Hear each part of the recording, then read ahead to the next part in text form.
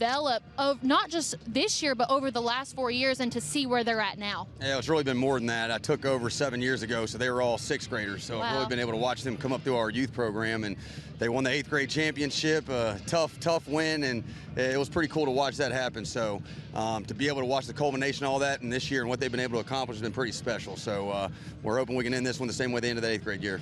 And Coach King, we saw your senior running back Bryce Hicks go down earlier this season. You have to bring in a sophomore and Kamari Farmer, who was probably not expecting for something like that to happen. Are you surprised with how well he's handled this role? I'm not really surprised with it. You know, we kind of say if you stay ready, you ain't got to get ready. And Kamari works extremely hard in the weight room, has had a great offseason. So it's been fun to watch the way that he's produced for us this year. All right, well, Coach King, Coach Bruner, thank you for your time, and I wish you both the best of luck. But, guys, kickoff is coming up right after this, so make sure to stay tuned. Hey, is the power off on this? I don't know. Just take it off. Safety violation, unsafe work conditions. In the construction trades unions, safety is our highest priority, and we train you to recognize and speak out on unsafe working conditions so that everyone arrives and goes home safely. Learn about careers in construction at georgiaconstructioncareers.com. Are you ready to make a difference in your community? The Gwinnett County Sheriff's Office is now hiring with a sign-on bonus of up to $4,700. Begin your career with us today. Explore GoGCSO.com to discover information on tuition reimbursement, paid training, and annual benefits. Are you ready to rise to the call? Go GCSO. Okay, guys, go ahead and take it off. Take it off.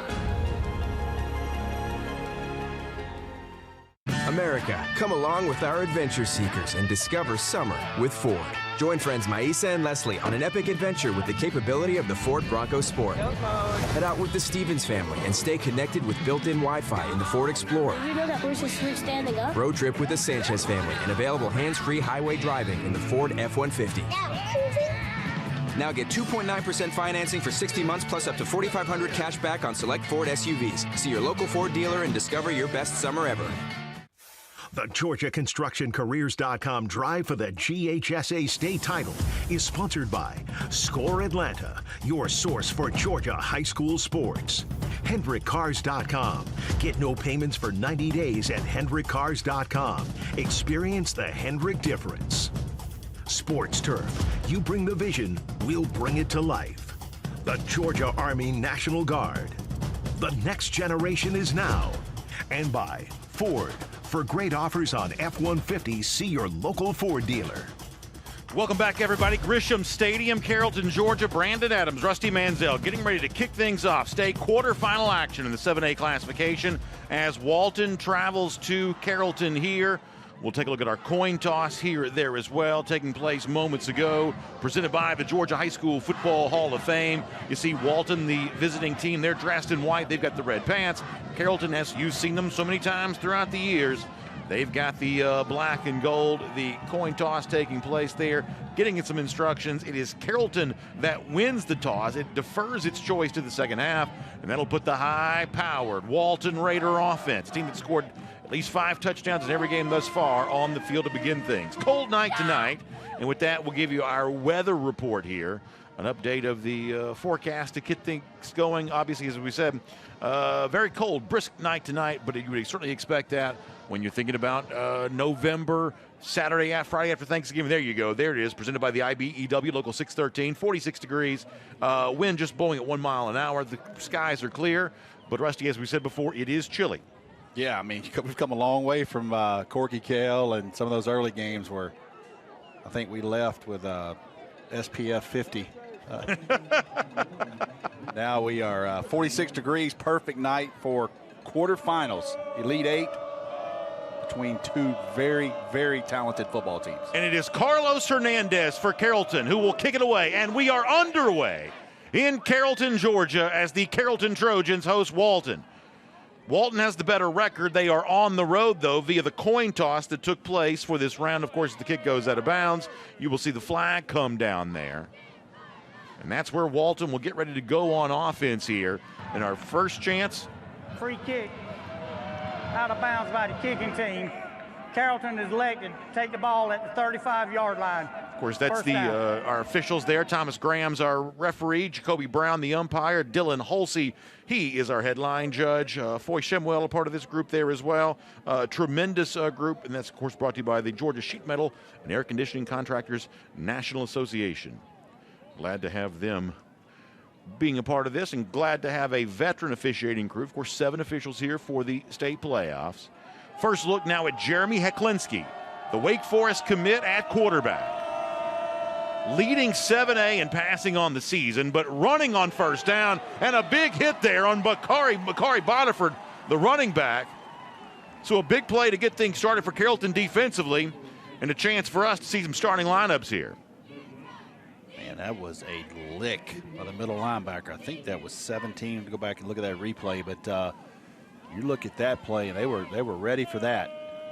We'll hold off on starting lineups for now, and we'll show you Jeremy Heklinski in the shotgun here, sending his tight end Hunter Teal in motion now on the right side of the formation. It's another handoff, kind of a mesh play style handoff, and tough sledding up the middle here. And Carrollton good against the run early, and it's quickly third down here for Walton. Yeah, you look at Bodiford, he's about a 205-pound running back, and they want to get him going early. But I'll tell you this, Carrollton is ready right now up front. So third down now, looking at 3rd and 8. Of course, having a little bit of a score bug issue, so we'll get your identifier on the screen here soon. But for Heklinski, throwing on third down, goes sidearm, hits it to Hunter Teal. That's a pass caught up near the 48-yard line, and Walton converts and gets a fresh set of downs. That's where Jeremy Heklinski drives you absolutely crazy as a defensive coordinator. You stuff 2 plays, you flush him out of the pocket, he just flicks one down for about 11 yards, and it's 1st and 10. 38th catch of the season for Hunter Teal. Ball now rests at the 48. And it's 1st and 10 all over again. Couple receivers on the right side. They are stacked. Now in motion goes Cameron Lloyd. Keep your eye on number 4. He's had a huge year. Running play again. It's been 3 runs to just 1 pass here thus far, and it's all been to Makari Bodiford. It might be something to kind of tell you Walton doesn't want to play that fast-paced game. Let's see if you can. Let's see how much you want of our 200-pound running back up front tonight.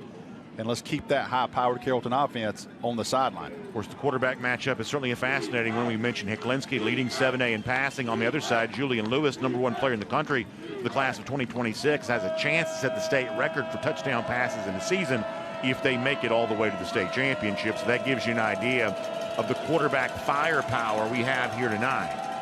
Heklinski will throw this time. He does find Cameron Lloyd. Lloyd tries to spin free there at the 45-yard line. Stays on his feet down to about the 43. He gets 5 there. That's going to bring up about 3rd and 1. Lloyd is one of those wide receivers, man. He will absolutely make you miss one tackle and take it to the house. Get it in space. He spins off one. Ooh, good away with a face mask there. Man down for Walton. Injury timeout by the offense. I believe that is maybe 66 or 65. Yeah, I'm having a hard time getting eyes on that. 55. Yeah, 55. So while we take a look there, what's going on with Patrick Burris gives us a chance to also see the Walton starters offensively. We told you about Jeremy Heklinski. Obviously, we've seen him on TV many times. That is a Wake Forest commit. We'll see both running backs, Austin Williams and Makari Bodiford, a lot tonight. Cameron Lloyd, we just saw the catch a moment ago, 1,100 yards receiving for him, plus on the year. Daniel Calhoun, the left tackle, that's obviously the Georgia commit. UGA fans know that. On the right side, though, Sam Trainer, that's an Air Force commit, and a guy who's certainly playing a high level on the right side, much the same way Calhoun there is on the left. Hunter Teal, number 9, man. He's like that unsung. He's that with that 5 tool. He just does it all, and doesn't have all the accolades. He's not this, he's not the biggest, and he's not the fastest. I can tell you this, he produces on Friday night. Our Carrollton defensive starters also presented by the Georgia Army National Guard. Speaking of production, keep your eye on Jacob Levy, the defensive lineman up the middle there. He's had a monumental statistical year for this Carrollton team here, including 20 tackles for loss. Good linebacker play. Montrez Smith, that's a Duke commit. That'll be a guy that's flying all over the ball all night long. And Kelvin Hill, probably the most experienced of a very experienced Carrollton secondary. Hill's a UAB commit and kind of the leader of that group back there. We're going to have updates all night long. Craig Sager's going to be all over it. Kaylee Mansell's going to be all over. We'll have scores all over on the ticker, but I want to give you one early one from an interest around the state. Buford and Grayson, 5-star commit. KJ Bolden ran back the opening kickoff, so it's 7-3 right now, Buford over Grayson. And back here at live action, Patrick Burris there, walking off the field on his own power. And, of course, our greatest pest management score ticker will be rolling throughout the night. We'll keep the eyes on those scores. That's a game I'm interested in, I'm telling you. Mary Persons, they're the only team that beat Prince Avenue. Obviously, the terrific running back down there in Forsyth City for Mary Persons. Now on 3rd down, Carrollton fans shaking some cowbells here. Got to watch the legs of Heklinski right here. It's going to be the handoff to Bodiford instead. 1st down yardage for him. He's inside the 40 down to the 38. And Walton is 2 for 2 on its 2 3rd down tries so far tonight. And you see they run right behind big Daniel Calhoun, and he's sealed off the edge over there at 6 foot 6.5, 6'7", 350. And they go right behind the Georgia commit when they needed 2 yards. Boy, if you're a Georgia fan, you would love the stuff that Daniel Bruner was telling us about Daniel Calhoun earlier this week. Handoff again on 1st down. That's more of Bodiford. Not much there, though. Yeah, they try to go wide zone there and were just unable to get there. I watched the Walton offensive line. They all fan out, zone blocking, but he was unable to get to the corner. Good job there by Carrollton's doing a great job on 1st down, keeping them behind the chains. Yeah, Walton and Bodiford may have gotten a yard barely on that. Make it 2nd and about 9. Still early 1st quarter between the 12-0 Raiders, 11-1 Carrollton here, and what has been touted as one of the games of the week nationally. There's Cameron Lloyd, 2nd catch of the night for him, and he's inside the 15-yard line, and Heklinski is hot to start. He makes it look easy, doesn't it? I mean, he's just easy in the pocket, just flick of the wrist, no panic, waiting. Look how patient he is, just dime right there to Lloyd. We are in the red zone presented by GeorgiaConstructionCareers.com. Daniel Bruner told us this week, I've got the best quarterback in the state, but he's not treated that way. This is a Walton team that has a chip on its shoulder about some stuff like that. Heklinski feeling like he perhaps hasn't gotten enough credit. Here's Bodiford, still on his feet, inside the 5. He'll leap his way into the end zone, and Walton strikes first. And they go I formation, Brandon, under center. I'm talking about that's 1992 right there, Mike Bobo's special from back in the day. And Bodiford does the rest, keeps his balance, and then leaps a defender. Look, I formation with a fullback, just right off the left tackle there. Sealed the backer. Watch this play to keep his balance and leap a defender. Wow, what a touchdown. What a drive by Walton. 18th rushing touchdown of the year for Bodiford. And Sebastian Benai comes on, and his extra point is good. And Walton does what it's been doing all year long, marching down the field, scoring touchdowns, and making it look easy. Carrollton's response comes up right after this.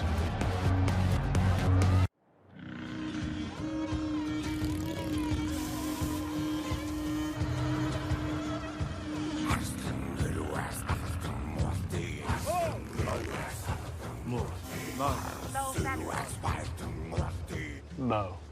This Movember, the Moustache is calling once more.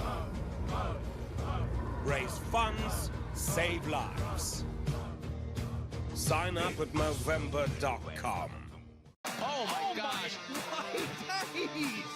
World Chase Tag is the Pro League tournament for the planet's most intense new game, which takes the art of being hunted down to a whole new level. It is relentless and fiercely intense, with a chaser having just 20 seconds to get a hand on an invader. He's done it!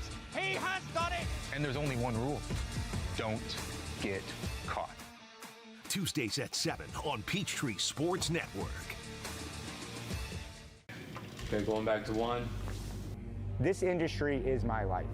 The Georgia film industry feeds my children, and it feeds my dreams, which are 2 very important things.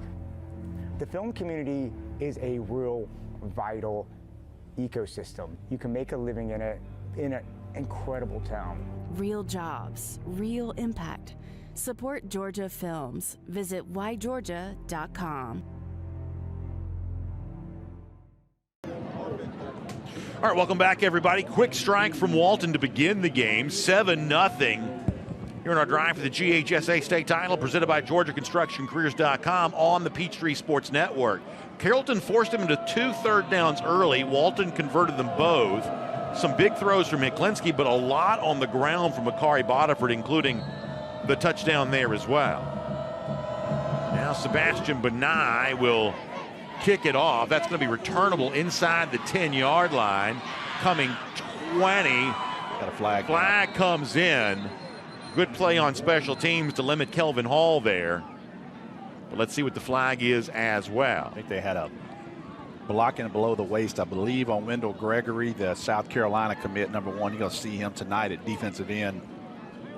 What a year he's had. I'll tell you what, you talking about a player that has improved his stock.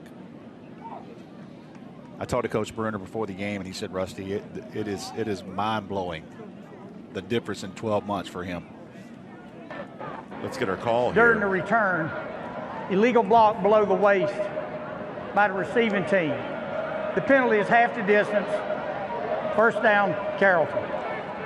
Give you an early wrinkle, and it tells you the importance of this game, Brandon.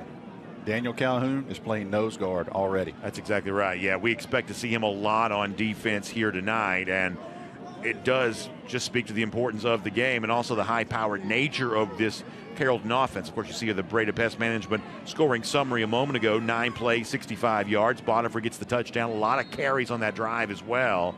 And now Carrollton gets its chance to respond. Our first shot to see Julian Lewis, sophomore quarterback, the USC commit.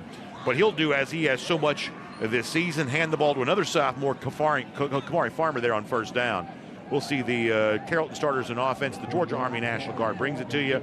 Lewis is the USC commit. You know him. Kamari Farmer, though, a huge story this year when he steps in place of the injured Bryce Hicks. Keep your eye on Caleb Odom there, too. That's a wide receiver. Committed to Alabama. Low snap. Lewis has to pick it up off the ground. He's going to be wrapped up back there defensively. So miscue early for Carrollton, and that's an opportunity for Walton. And now the Walton defense, once again presented by the Georgia Army National Guard. Loda Ugokwe's had a huge year coming off the edge. Opposite him is Wendell Gregory, who Rusty told you about a moment ago. Ashton Woods, the linebacker in the middle, on his way to North Carolina, capping off a phenomenal career. Man, Ashton Woods, people that haven't seen number 7, you want to watch some nastiness and finishing plays, watch number 7 in white tonight for Walton. Walton briefly showed pressure. Now Gregory backs off that. Julian Lewis takes the snap. Going to dump it off there. Gets it to Farmer. And Farmer's going to be wrapped up around the 16-yard line. Well short of the first down. And Walton has forced a 4th here quickly. I tell you, that was a quick 3 and out. You see the speed up front. That's the biggest difference this year, I believe. The presence and the emergence of Wendell Gregory, number 1, allowing those linebackers behind to just kind of settle in space. But Wendell Gregory up front is a problem already for Carrollton, dealing with number 1. Andrew Albertus will come on and punt, averaging 38.2 yards per punt here this season. This going to bounce around the 48. That's going to be returnable by Christian Farrell, but not much going there on that. And by the way, we got a lot of fun stuff coming up, of course, throughout the next few days here around the state of Georgia, including the SEC football fanfare is leading to the SEC championship next week. So let's remind you all about that. At Mercedes-Benz Stadium, it's the championship game kicking off next Saturday at 4 p.m. But you can get into the action early with the Dr. Pepper Fanfare on Friday, December 1st at the Georgia World Congress Center in Building B from 1 to 7 p.m. there on Saturday. Of course, the Dr. Pepper Fanfare continues again from 9 a.m. to 4 p.m. There as well on Saturday, along with the return of the T-Mobile concert at noon featuring, how about this, Darius Ruckers. Come out and experience everything that makes SEC football great, and admission is free to all. Walton and Jeremy Heklinski going back here on offense. Heklinski from the shotgun wants to throw, and he'll throw deep. And he's got his man. It's Wyatt Sunderman inside the 10-yard line. I don't know what else Jeremy Heklinski has to do, Brandon. And what a play by Sonderman. But you want to talk about a money ball? Watch him unload this thing. And watch where he drops it.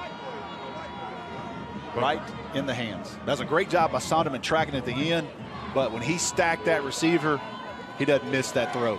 28th catch of the year for Sonderman. We're in the red zone presented by Georgia Construction Careers.com. It's Austin Williams who tried to shake free. But that'll bring up second down.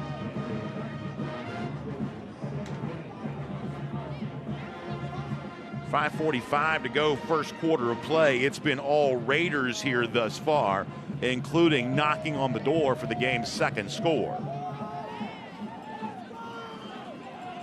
Every possession against Walton counts, Brandon. It's a goal-to-go situation here, by the way, with the ball sitting at the 6-yard line. Walton rearranges itself offensively. It's Heklinski keeping it himself. The ball came out, but it's going to be a touchdown. He crosses the plane, and it's a score. He pulled the football back out of the belly of the running back, followed him as a blocker, and Heklinski adds a score on the ground here, and it's 13-0 Walton early. Great read there. Look at him. Look at along the mesh. He just follows Bodiford and just slides through there for a touchdown. Even slides through the referee's legs. Sure did. Got his money's worth. Sebastian Benai will try to add to it. Flag's going to come down, though, and that's going to be blown dead before it starts. False start. Kicking team, 5 yards. So you'll have to back them up and force them to do that again. Benai's 80 of 81 on PATs thus far this year. First of all, 81 PATs tells you what kind of year it's been for Walton. Are you sure that's what's going on? He's only missed one time, though. My so goodness. 5 yards back shouldn't be much of a problem for him, and it won't be. They just caved in the left side. So remember, if they have to kick a field goal, Carrollton had great pressure there. So we'll watch for that later on. But for now, it's 14-0 Walton. We're still early, but the Raiders looking good on the road. Hendrick. Drive now, pay later. Shop HendrickCars.com this month and make no payments for 90 days. Over 20,000 new and pre-owned vehicles. No payments for 90 days. Visit HendrickCars.com. The Mechanical Trades Institute is an opportunity towards personal financial freedom through hands-on and rewarding work. Our school is completely free and gives apprentices the knowledge and skills required to gain access to a lifelong career path. Apprentices learn pipe fitting, plumbing, mechanical service, and welding. They earn money as they learn and graduate with no student debt. Start a career with the Mechanical Trades Institute and change your financial future. Struggling with food insecurity can feel lonely, yet every community across America is affected by hunger, which is why our Kroger associates work together to rescue nutritious food that would otherwise go to waste in an effort to donate 3 billion meals by 2025. Because we believe everyone should have access to fresh, delicious food. Join the Kroger Zero Hunger, Zero Waste Foundation to defeat hunger and eliminate food waste. The Forum River Center in Rome, Georgia is now open and available for meetings and receptions. We're fully equipped for large conventions, sporting events, weddings, and much more. The Forum is located downtown within walking distance of local restaurants, hotels, and boutique shopping. We offer a variety of meeting spaces, many with beautiful river views. Outdoor venues are available for that special touch with our adjacent parking deck and a personal concierge on site. Your event is sure to be a hit. Find out more at forumrivercenter.com. All right, welcome back, everybody. It's 14-0 Walton here on the road. Not a bad press box. Not a bad press box at all. One of the most phenomenal venues for high school football anywhere in the country, and I mean that literally, here at Grisham Stadium. The Carrollton High School campus is unbelievable. Oh, my goodness. The support this community offers to its students and its athletes, student-athletes, is really unparalleled. Oh, by the way, they got a 110-yard indoor across the street. Sebastian Benai will now kick it. It'll be returnable again for Hill inside the 10. Shakes free to the 25, so decent field position here as the Trojans get ready to go back on offense for the second time tonight. They were 3 and out on their first offensive possession. Joey Keene calls the plays here, Brandon, and I watched him for most of that defensive possession. He sit down here with the iPad and went through what he's seeing for there. So let's see what adjustment he does right here. Long-time play caller. You see Lewis, the USC commit, the sophomore. big game last week and a win for Carrollton against Valdosta. It's a running play here on first down. Ball up to the 30-yard line. Gain of 5 that time for Kamari Farmer. For all the talk about it, and rightfully so, these two quarterbacks, both teams, Brandon early, wanted to run the football. What's funny, two things. A, these two teams, I believe, offensively, a little bit of mirrors of each other because they both have great quarterbacks, but also perhaps underrated running games. And really, if either team wanted to be kind of a run-first oriented team, Sure. they've got the talent to be able to do that. It's Lewis who will throw now, though. That's a pass complete at the 45, still on his feet across the 50-yard line goes Ryan Mosley. Sophomore gets Carrollton into Raider territory here. Big catch for him. Great ball there by Julian Lewis. Play fake, turns to the right, scrambles a little bit, rolls out, throws a dart for a first down. Talking to some Carrollton fans before the game today, as you see the Mosley catch again, this is a guy they feel like has really come on for them. Just a sophomore, gets his 30th catch of the season, but he seems to be growing up here at the right time. Hand off to Farmer again. Farmer there at the 40, tackle made by Ashton Woods. We'll say that a lot tonight. You see the adjustment right here a little bit is not to panic, continue to run the football. What a year 21's had. When Bryce Hicks went down that opening game, you thought, man, what a bad deal for Carrollton. They've won 11 straight games since then, though, and Farmer, in place of Hicks, has gone over 1,200 yards for the season. Lewis again, but it's incomplete. A great play design, great throw, bad drop right there. Yeah, A.J. McNeil was the intended target, and he could not hold on. Watch both guards pull. See, everybody's eyes are on Farmer. Clears out that middle, so you throw in behind it. Great play design, just unable to catch that. It'll bring up 3rd and 3. It's one of the things that Joey King has told us is that the year that Farmer has had has created more one-on-one opportunities for receivers, and you saw McNeil get his chance there, but could not convert. It's Farmer again. Big burst from him, and he gets a block, and he's down the sideline inside the 20-yard line. Man, what a burst by 21. Yeah, he's got nice speed on that first down. Yes, he does. Great block out there by Mosley on the edge, and got Walton on their heels right now. You see the adjustment from Joey King after seeing how they were going to line up versus. We're in the red zone here, presented by GeorgiaConstructionCareers.com. Lewis surveys the situation. Walton's got 3 down linemen, a 4th guy creeping up to the line. It's Farmer, though. And he's going to run right in to the big Georgia commit, Daniel Calhoun, right there. Calhoun is a monster in the middle of that defense. I mean, that guy, he blacks out everything around him. There's shade around him because he blocks everything out. Great kid, man. I've covered him since the 8th grade, first time I met him, and he's one of those. Brandon's never asked about his profile, never asked about his ranking. Just thank you, sir. Came and competed, played the Georgia Elite Classic 2 times. Yeah, Daniel Bruner raved this week about his vocal leadership in particular. Lewis looking to throw. That's a pass caught, middle of the field, spinning his way to the goal line, and it's a touchdown. Jordan White, the tight end, and Carrollton cuts into the lead. Joey King texted me about 2 weeks ago. He said, hey, I'm telling you, man, there's not enough people on this guy right here. Here's his huddle. We got a senior tight end. And the big senior makes a play there. Watch him keep his balance at the end. Finish. Wow. Great answer. Great answer right there by Carrollton. 9th touchdown of the season for White, who I think a lot of the folks around here will tell you has been overlooked by a lot of the recruiters. Carlos Hernandez now. PAT is good, and now the game starts to feel a little bit more like what we expected.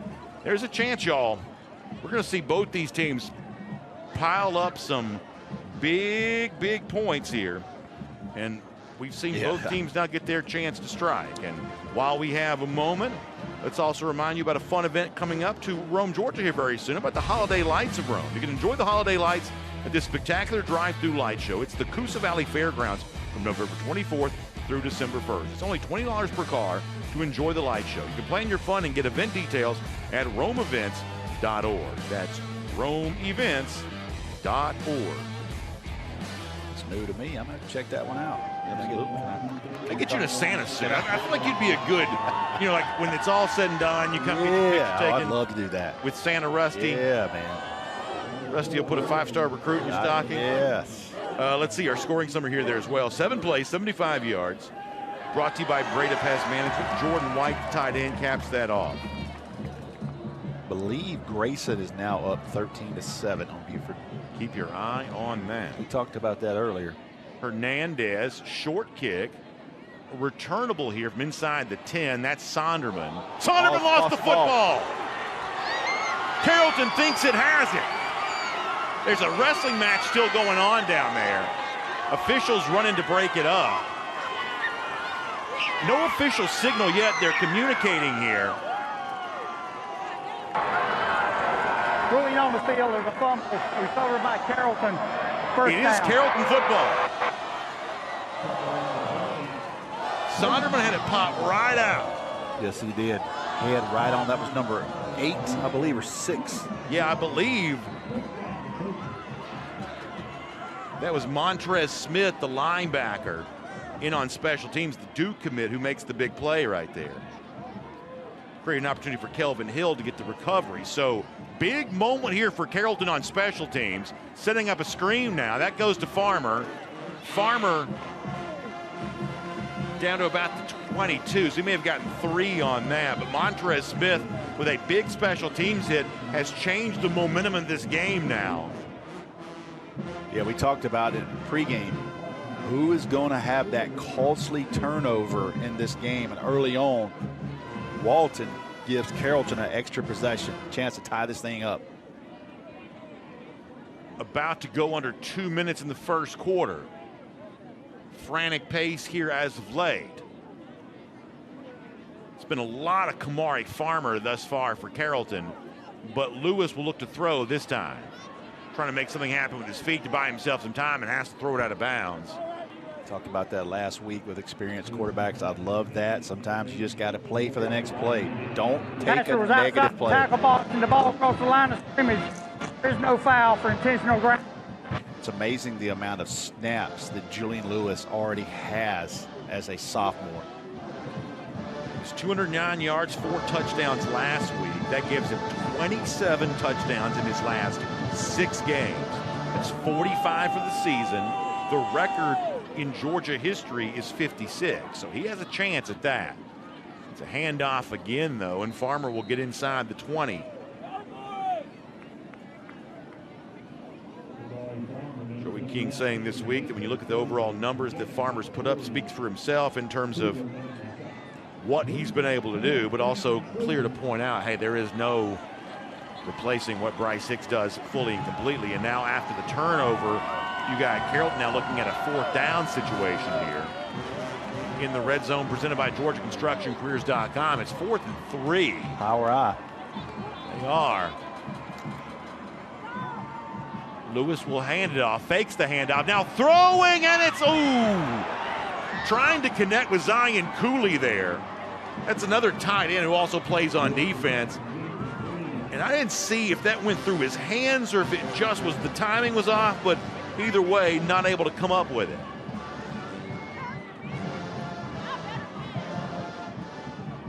Couldn't tell if he threw it behind him. I don't know if he lost it. Yeah, could have lost it. Probably should have had that, though, I would say. They sneak him out. Little seam route, little pop pass. They fake it in power eye formation. Great ball fake by Julian Lewis. Yeah, he carried that out well. Yes, he did. So the fumble doesn't hurt, and they ironically get the ball about where they would have had it, had the fumble not occurred. Now all kinds of anarchy on this thing. Snap infraction by the offense. 5 yards. Remains first down. So, Rusty, let's put a highlighter around the next couple of minutes here when you think about what they do in response to this, basically the turnover that didn't end up costing them. Does Walton get back at it again? And do they completely, avoid any kind of trouble? How about Lane Kiffin, the Ole Miss coach, fresh off an Egg Bowl win last night? Fresh off the Egg Bowl, got Knox with him there. In the building here tonight. Good to see Coach Kiffin. Heklinski fakes a handoff. Now he's going to throw. That's a pass caught. 32-yard line. Jude Cascone, the tight end, comes up with his 11th catch of the year.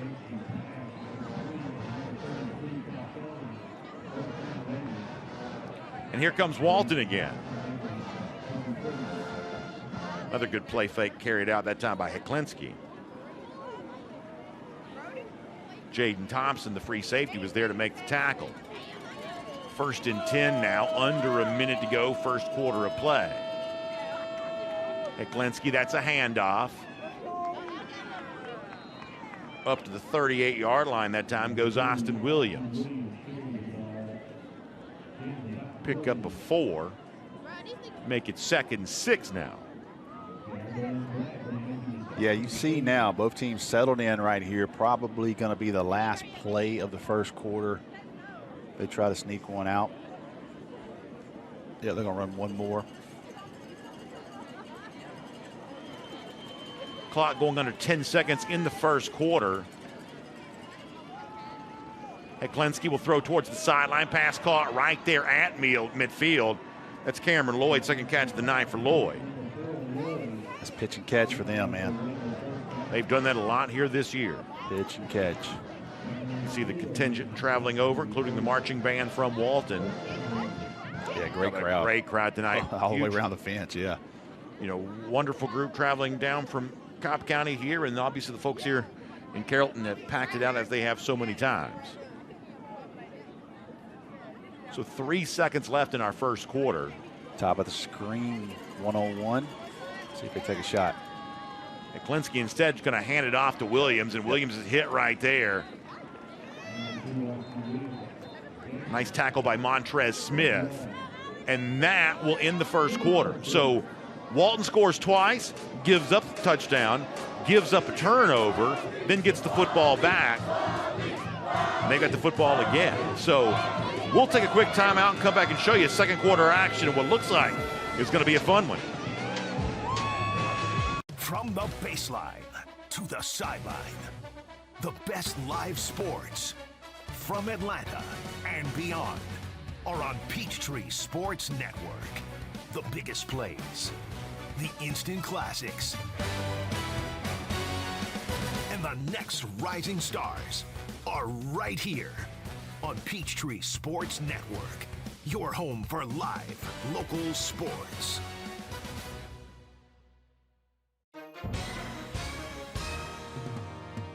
Hi everyone watching at home. We're here to remind you that if you or someone you know were injured in an accident that was not your fault, listen up.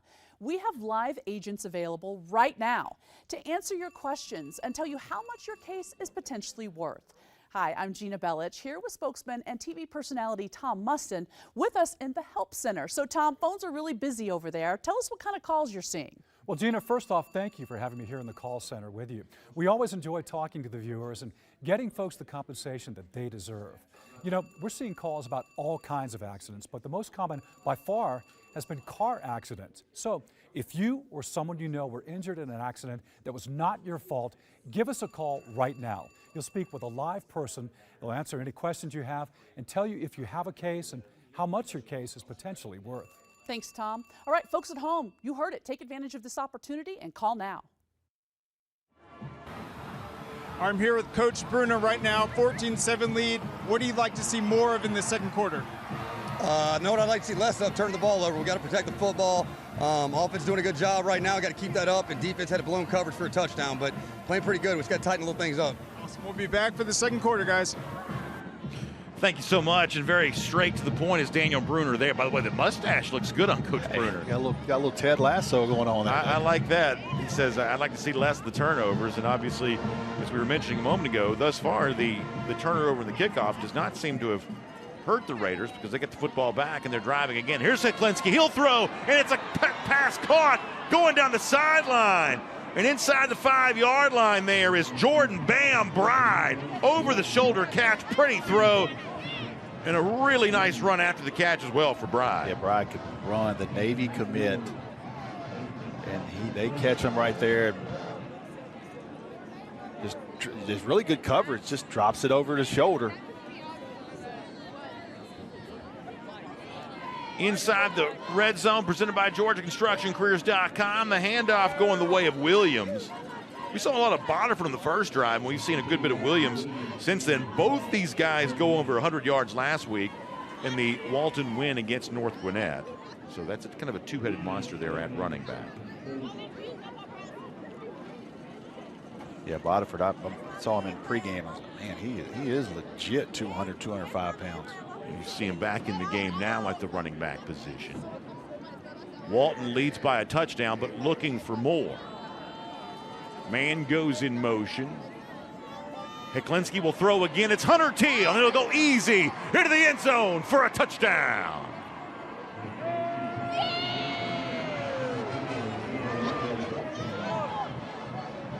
The old Swiss Army knife, number 9, does it all.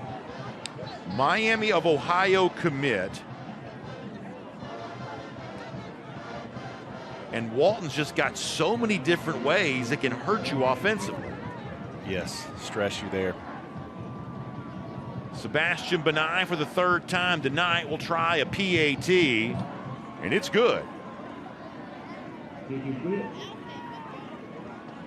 And with that, it'll give us a chance to see the Walton resume here, presented by Smart Local 85. Raiders 12-0 for the second time in program history. The last time it was 12-0 was in 2011 when it played for a state championship. Obviously, this program trying to break through and win one for the very first time, something that Daniel Bruner has stated as an obvious goal they want to achieve and also expect to achieve. Of course, Dominic Blaylock, one of the famous alumni around here, the half-brother of Ashton Woods, and the guy we'll see in Atlanta tomorrow for Georgia Tech. I mean, how do we leave off Craig Sager Jr.?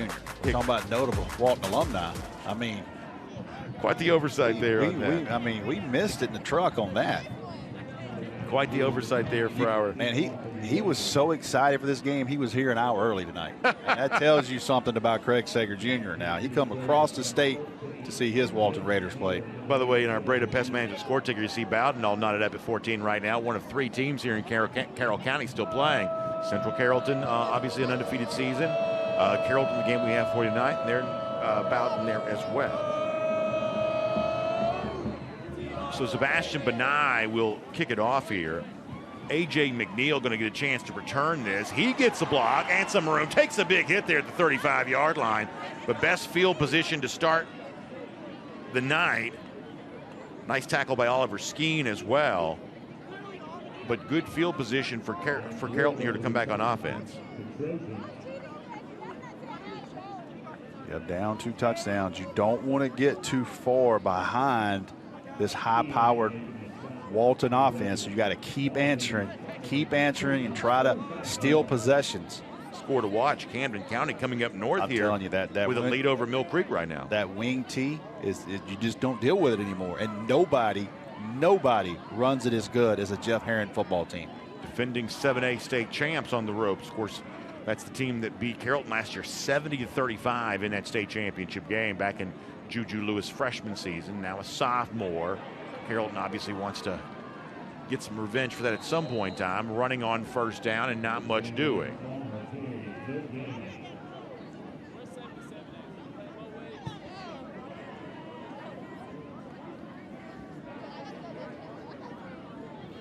This is obviously a rematch of the quarterfinals from a year ago. Carrollton won that 52-27. It was the week after Walton earned what was maybe the most talked about individual game of last year's state playoffs, winning at Buford 42-35. We're still talking about it. Still talking about it. One of the most thrilling games I've had the privilege of broadcasting. That was a game that sold me on Heklinski. Walton showing pressure. It's going to be a pass caught, and then running down the sideline. Caleb Odom, the Alabama commit, but he steps out of bounds. But that is who. There's several players, but that's the target for Lane Kiffin tonight. They are recruiting him hard. He's been on campus a couple of times, and you see the 6'5" length right here. The Walton defender's there. He just doesn't have that 6'5" length that Odom has, the Alabama commit. Ole Miss definitely recruiting him. Had him on campus a couple of times during the fall. We'll keep our eye on Odom. That's his first catch of the night. Now it's going to be a pass caught over by Kyan Kofer. He gets a block there on the right side, then lowers his shoulder. Going to be driven out of bounds around the 37-yard line.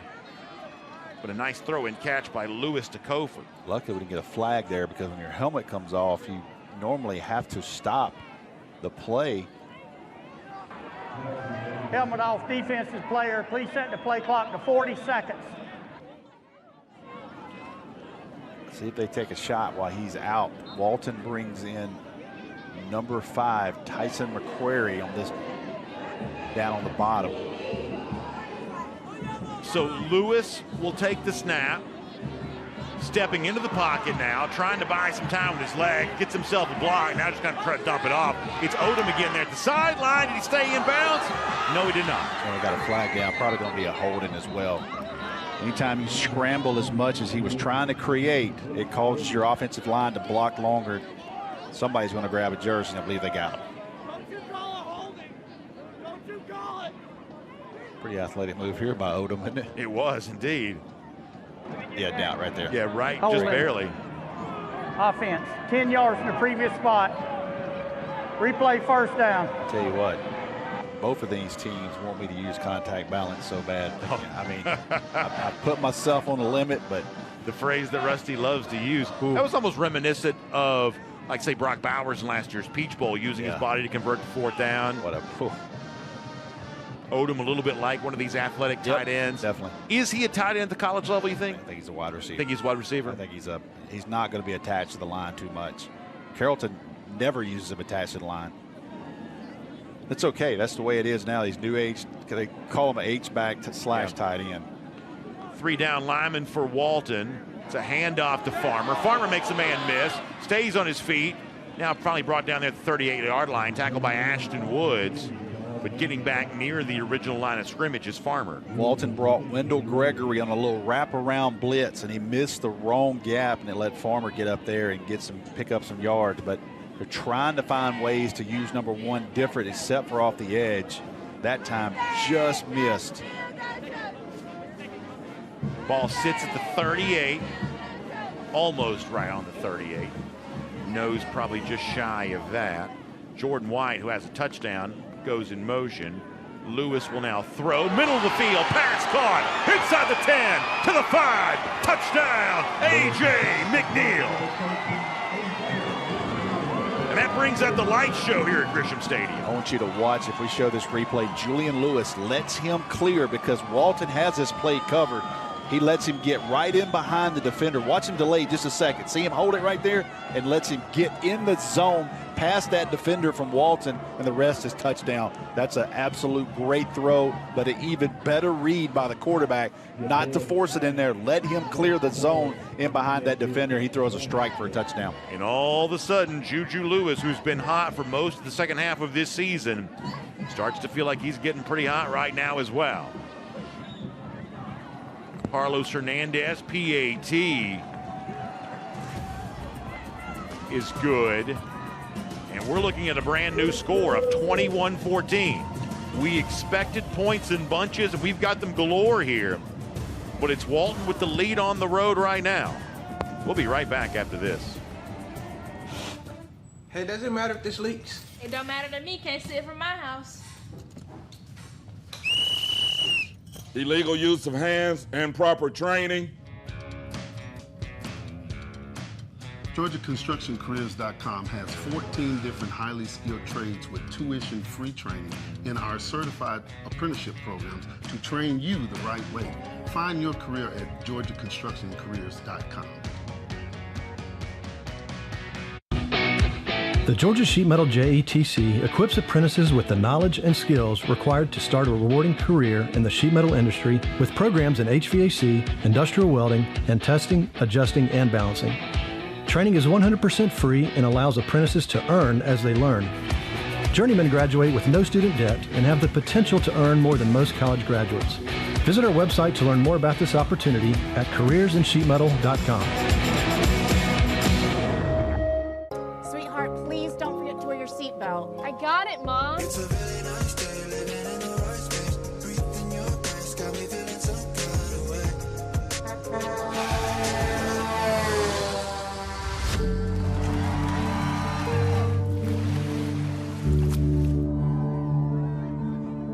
In the the blink of an eye, so many tomorrows can disappear. Buckle up for your future, every trip, every time. A message from the Governor's Office of Highway Safety. All right, welcome back, everyone. Brandon Adams, Rusty Manziel, drive for the GHSA state title, presented by GeorgiaConstructionCareers.com here on the Peachtree Sports Network. 21-14 is our brand new score. You see Wyatt Sonderman there getting ready to return this, and we'll also show you our Grada Pest Management scoring summary. 5 plays, 65 yards, 2 minutes, 5 seconds off the clock. A.J. McNeil gets the touchdown, and as we mentioned a moment ago, all of a sudden, Carrollton's starting to really heat up here on offense. Yeah, I don't think anybody doubted this was going to be a shootout. Rolling on the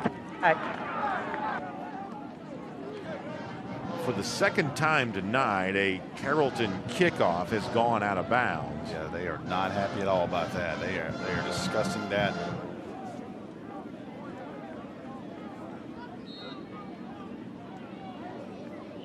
On the sideline here with the special teams.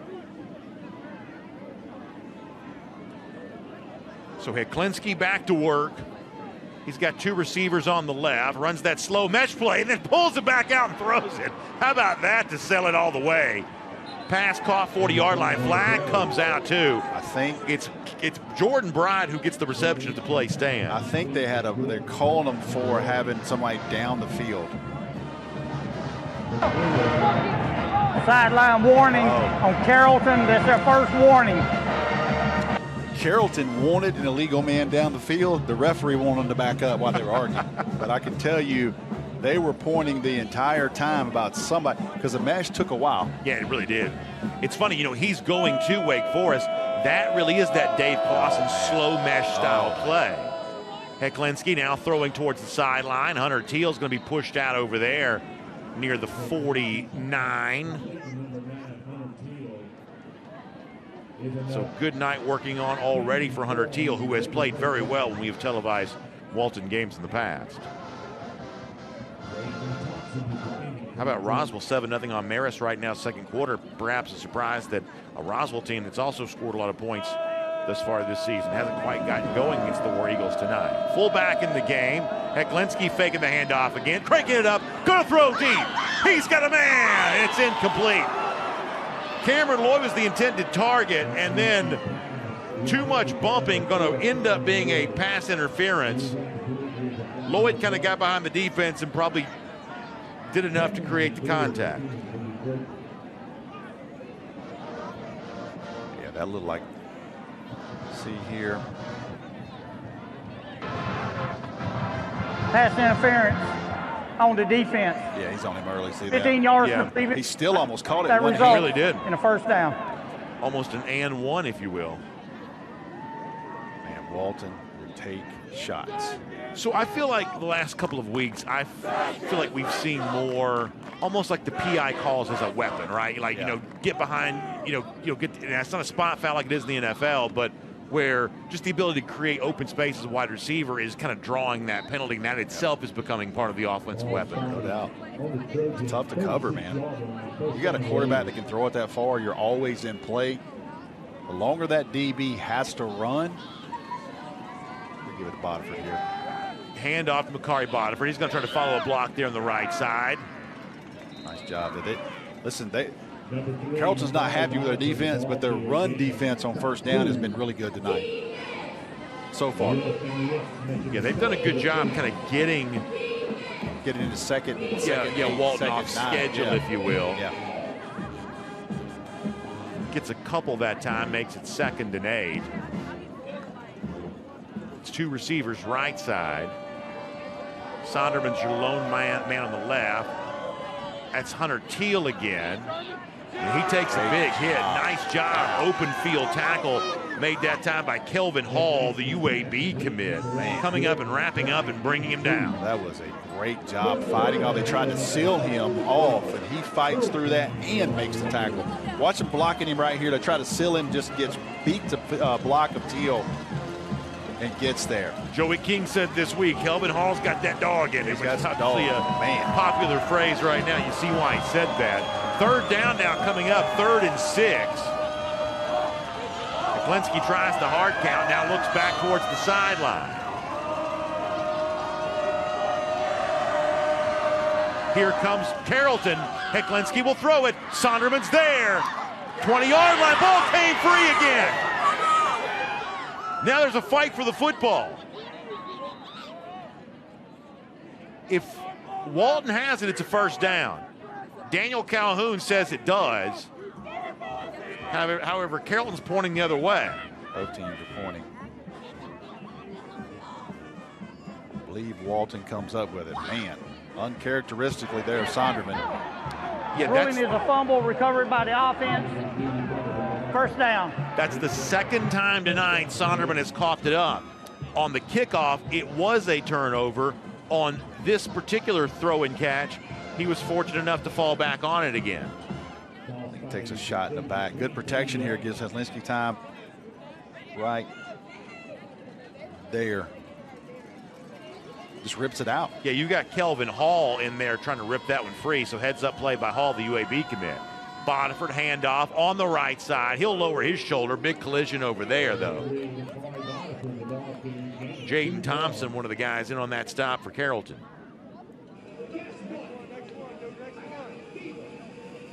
Looks like on the sideline a moment ago, we also saw Jordan Bride being tended to by the training staff. We'll keep our eye on number 8 for Walton when he comes back in the game. Second and 8. It's Lloyd on the right side of the formation. That's the top of your screen. He's in kind of a one-on-one situation up there. We'll watch him. That's the direction that Heklinski's looking. Pumped that way. Now he's going to turn back and roll left. And now he's going to try to throw, really just getting rid of the football at that point. He was looking in Lloyd's direction. Rusty saw it right away. One-on-one at the top, yep. But then he didn't have it, and so he turned back around. There's no foul. Passer was outside the tackle box, and the ball crossed the line of scrimmage. Cartersville on top of Jenkins right now, 21-0. Coffey's on top of Cass, so I believe that Coffey would be at Cartersville next week if those scores hold. 3rd and 7 now. Teal will be on the left side of the formation like an H-back. Now going in motion to the right. Heklinski looking right, throwing right, end zone! Touchdown! What a throw. Hunter Teal is there. My goodness, what a throw. And the Christmas-themed Walton students love it. Ooh-wee.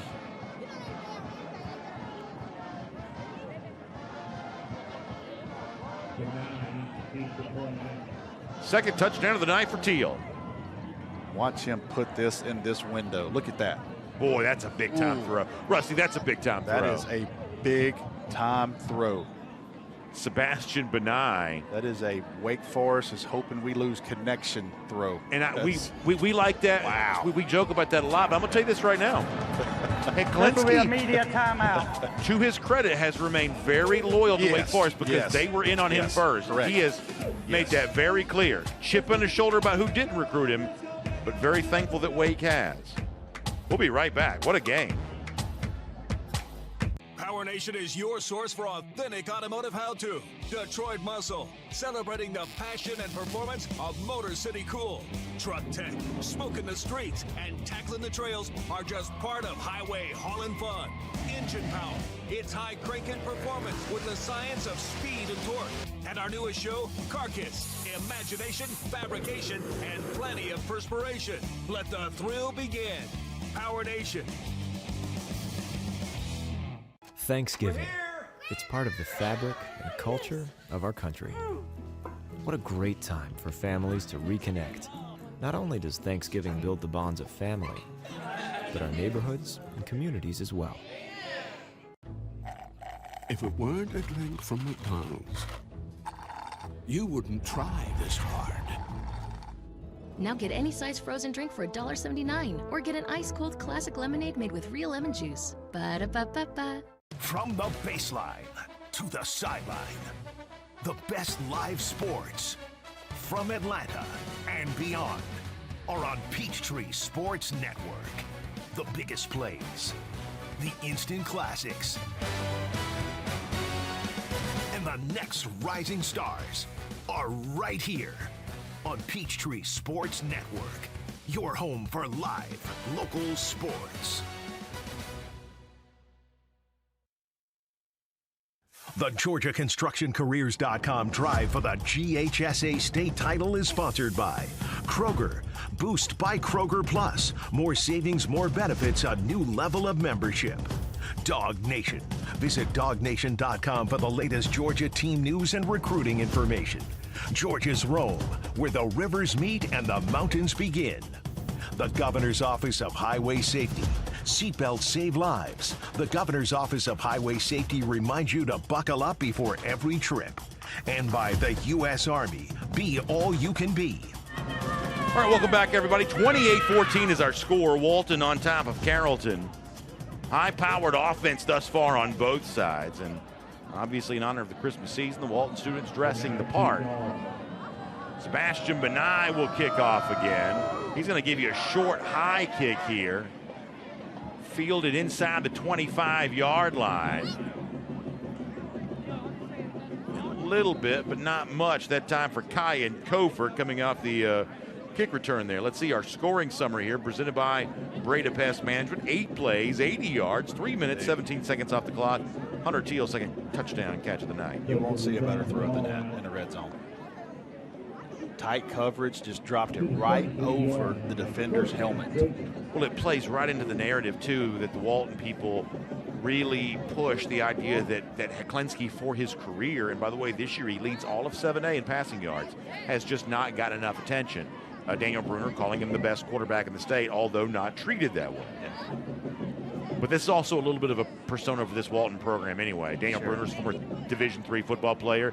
He says, I'm D3 for life, and sort of, kind of inspired by that. How about Farmer here on first down, crossing the 45-yard line? Yeah, you want to see Carrollton go right back to him. They've had some success running the ball. I want to see if they take a shot here with Lewis. Maybe he takes a deep shot here. Still plenty of time left in the half. 3 receivers right side. Lewis spins right. Now makes the throw to Farmer on the screen. Now Farmer gives his own spin move. Stays on his feet. Crosses the 45 into Walton territory there. How about the athleticism from Farmer? Yeah, Ashton Woods, North Carolina commit. He had it sniffed out. He just couldn't get it down to the ground in space, and Farmer makes him pay. Picks up a first down. Love the play call. Let's get this guy in space. Use his speed. Woods had it read, just couldn't quite get there. It's receiver stacked on the right. By himself on the other side is Odom, the Alabama commit. Lewis, middle of the field. It's his tight end there again. It's a pass caught inside the 20 for Jordan White. And these two quarterbacks, what a throw by Lewis. He had to layer it over the linebackers in between the safeties. Watch him drop a little bit of, bam, right there. Perfect throw.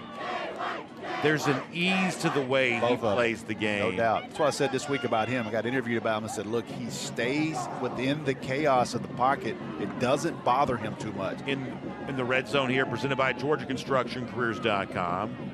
Lewis will look over his coach, Joey King, who you see there. Of course, King, famous to a lot of Georgia high school football observers, the former coach of Trevor Lawrence when Lawrence was at Cartersville, of course, now with the Jacksonville Jaguars. That's a handoff to Farmer. Farmer out of bounds around the 11. Driven out that time by Bride, who's back in the game. Nice to see. What a block by 70. Cole Norad over here. Watch him get 2 defenders on the ground, sealed off the edge. Allowed Farmer to get outside in space. A lot of SEC offers in the game. Norad has an offer from a former SEC program. That's Swanee. Digging deep there. Digging deep. Wait a minute, who? Not Swanee, Georgia, folks, but the University of the South. Farmer again. Took a big hit there at the 5-yard line. There's Licks being traded right here, man. Yeah, really. I mean, it's everything you want a state quarterfinal game to be. Yeah. Because the one thing you should not lose sight of, we're going to have a lot of points scored tonight, but neither of these teams are what I would call finesse football teams. No. Not from Joey King and Daniel Bruner. Both of these teams are physical. Yeah, they're going to demand more than that. Yeah. So first and goal now. 3:48 clock moving, nearing the end of the first half. Odom, the Alabama commit, who Lane Kiffin was here to see earlier, far right side. But it's Farmer instead. And he shakes free of a tackle for a touchdown. Running through a couple of tackles, and Farmer inches Carrollton a little bit closer. Man, what a great run by this sophomore. What an answer by Carrollton.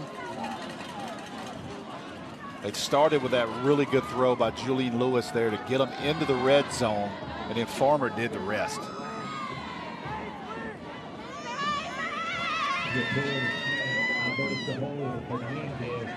That'll bring on Carlos Hernandez again to try a PAT again. Keep in mind, Carrollton deferred its choice to the start of the second half, so next 3:37 going to loom large here. And the score by the Trojans gives us a chance to check in on the Carrollton resume. Of course, presented by Smart Local 85. This is a program that's won a lot of state championships in its history, but has not won one since 1998. Came close a year ago, got to the state championship game, but lost to the eventual winner, Mill Creek. A lot of great players have come through this program over the years, including the former Georgia wide receiver Reggie Brown, now in the Georgia High School Football Hall of Fame. Coaches over at Cambridge High School, wide receiver coach. Man, one thing you got to say when you mention Carrollton, first of all, their hospitality for us each time we come here is really truly second to none. But this is also just one of the hotbeds for high school athletics. I mean, I can't imagine there are very many places in the country that take care of students better than Carrollton does. See the Trojan mascot there. The Carrollton C, somewhat reminiscent of the Chicago Bears. And our scoring summary here there too, brought to you by Breda Pest Management. Hernandez kick, fielded inside the 10. This is Lloyd. Lloyd takes a big hit, and the football came free. Man, I tell you what, Daniel Burns going to tell them to start fair catching. Yeah, Kelvin Hill delivered a big shot. Well, we'll show you the Breda Pest Management scoring summary. Farmer touchdown. 6 plays, 67 yards. Breda Pest Management brings it to you. But that near fumble was caused almost exclusively by the fact a pop. That watch this. Helmet. Clean hit. Perfect tackle. Perfect. Kelvin Hill just absolutely delivering the big blow, and heady play by one of the Walton Up men to fall on that. So special teams have been an issue here. 3 fumbles tonight for Walton in total, only lost 1. That's Bride, a pass catch. There at the 30-yard line, driven out of bounds by Cameron McClure. Is there a flag way back? No, you're talking about a big boy throw. That came from the other hash. Yeah. All the way to big time. To the sideline. We saw Prentice Aaron Nolan for Langston Hughes, by the way, the only team to beat Carrollton this year, make a couple of those throws last week. Yes. Big boy throw right there. That is what college coaches want to see. Heklinski kind of runs that mesh handoff again to Bodiford. Bodiford trying to fight and get something. They have been unable to run the football on first down. And that's only a 3-man front now. They have had problems with that. Got maybe a yard that time. That'll bring up second down. Walton not in a hurry. Heklinski going to go right now. Throwing. That's a pass caught. Lloyd again. Too easy. You know, it's funny. We obviously enjoy recruiting. You do it for a living. Sure. I certainly follow it. Yep. It's amazing how good of a year Lloyd has had, and it has not really resonated on the recruiting He's not circuit. the biggest guy, and I'll just be honest with you. And I'm just telling you what colleges are saying with that. It's not the biggest guy, probably 5'7", but I'll tell you what, somebody's going to get him. And 2 years from now, everybody's going to be like, how did he get there, and where did he come from? Right. As you see Bodiford carrying the football. I mean, I realize I'm oversimplifying things when I say this, but he's got 1,100 yards receiving playing in Georgia high school football, highest classification. 7-8. Like at a certain point in time, Can I run feel like kicks back, you know. I feel like the stats have just got to speak for themselves a little bit. Hey, people, listen. People overthink this all the time. Somebody's gonna get him in December, and they're gonna get a heck of a football player. Handoff again. This is going Williams' way. Williams tackling the play by Quintus Adams. This is going to drive Joey King crazy because you just give up 8 or 9 right there, just right up the middle. And when you have 2nd and 2, now you have to guard everything with this quarterback. They got the ball with about 3.5 minutes. This is the thing the analytics guys call the middle 8, right? That middle 8 period of time. Now, maybe it's different than when it's a 12-minute quarter. Maybe the actual middle 8 something different. But that's the phrase that gets used a lot in college football for sure. Here on 3rd and short, Heklinski going under center today. He just trying to jump right over. And he got it easily. Little jackrabbit. Even Joey laughed at that. It's the old tush push there. He jumped. I have a hard time believing I wouldn't run behind 77 if I needed one. Yeah, if you needed one. I mean, you got a 6'7", 350-pound guy. We're going to go behind him for one. Instead, Heklinski wanted to show off that vertical leap there. Even King had to laugh about it. He said he pushed him. The Eagles get 3 yards whenever they need it. It is amazing how effective that's been. See if we take a shot at the bottom here to Bride. Let's watch. Heklinski instead going to look to run. Bodiford gives him a block, and Heklinski stays on his feet and finally slides down to 25. It looks like he may have taken a late hit, and he knows what happened there. He comes up celebrating after taking that hit.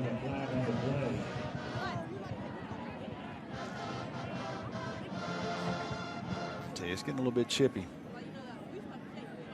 Just the familiarity here is going to create some of that. These two teams played a year ago. And the way it ended last year, yeah. It was 52-27. That was the win for Carrollton last year. Holding. Offense. 10 yards to spot and foul. Oh, so that's not the... Yeah, I was kind of questioning that because he slid kind of late. Defender didn't really go like at his head. I believe they called the holding on Bride out in space. Correct, and 1st down. Big penalty there.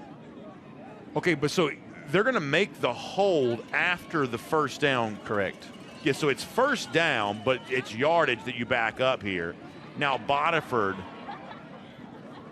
going to get down to the 26. Adams had the tackle. Again, now they're starting to be able to run the ball on 1st down. That's not a great sign for Carrollton as the rest of this game goes on. We were talking a moment ago about the quarterfinal win for Carrollton a year ago. One of the things I find very interesting about Daniel Bruner is how honest he is. Not to say that coaches aren't, but sometimes coaches just aren't super forthright. Yep. They don't reveal all their feelings. But in Bruner's case, he has no problem saying, yeah, we're motivated by the fact that this team beat us a year ago. And we've been talking about that all year long. Like, he's not afraid to say that, which I think is kind of interesting. There's the pass to Teal. Teal gets the block, still on his feet to the 10-yard line. Great play call. You're going to see big Daniel Calhoun out in space, man. He gets a huge block out on the corner. That's a scary thing if you're a defender to see that man out in space coming at you. Yeah, I've really liked what I've seen from Daniel Calhoun. Carrollton shows pressure. Bodiford takes a big hit, goes down right into the line of scrimmage, and it's Kelvin Hall again. He's played really a terrific 1st half here. They're going to call timeout right here. Walton. Timeout. 14 seconds. I talked to Coach. The 1st timeout. I talked to Coach Bruner before the game down the field. I said, hey, Coach, you guys do a walkthrough? Where'd you do your walkthrough at? Because everybody does walkthroughs. And he goes, Rusty, we didn't do a walkthrough. We stayed at home because last year we did a walkthrough and we got beat. Interesting. Did you know that we have flying squirrels here in Georgia? And I'm talking about southern flying squirrels to be exact. Well, when these critters get into your attic and basement, they're protected from predators up there. That's why they want to be up there. And if you hear that scratching that's going on there, don't draw straws to see who's going to be going up there. You got to call our friends at Breda Pest Management to help take care of all that for you. You can find out more at bredapest.com. That's BREDA, bredapest.com. Yeah, the routine's interesting for how you handle stuff like this and being in the right frame of mind. Both of these coaches kind of deal with that. All coaches across the state are dealing with that here too. As we see this play again, set up for Hunter Teal. You saw a little bit of Daniel Calhoun there on your screen. Kind of helps setting that one up. Now looking at 14 seconds in the half. If you think field goal here, Sebastian Benai is 2 of 4 on the year. His long is 30. So we're inside of his range, at least based on what he's done thus far this season. I would watch number 9. Lloyd goes in motion, looking back left side. It's Bodiford. Wow. Well-designed play, and Walton scores again. Man, out of a timeout, Brandon. What a play to get Bodiford on the little wheel route backside. Get everybody, including myself, looking at Hunter Till, looking at Sonderman, and they sneak Bodiford right out one-on-one.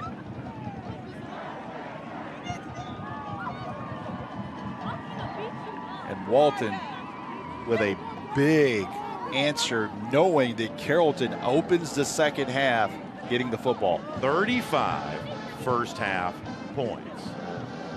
Obviously, here on the Peachtree Sports Network, one of the things we're really excited about is expanding our coverage of high school sports on television. And coming up next Saturday, how about the debut of the Corky Kell Dave Hunter Classic for high school basketball? It's going to take place at Norcross High School. That's next Saturday, starting with an 11 a.m. showdown between River Ridge and Brookwood in girls action.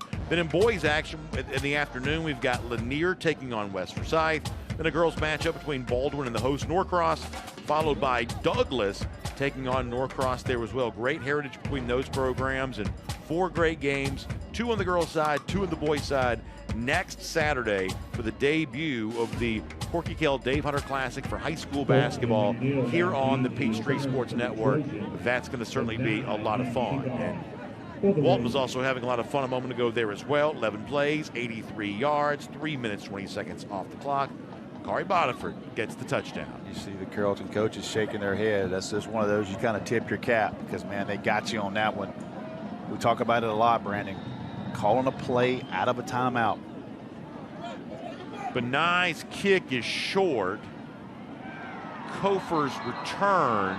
So the referee saying ball down. I tell you what, kickoff return tonight has been. It's been an adventure. Ruling on the field, the runner was down prior to losing possession of the ball. First down.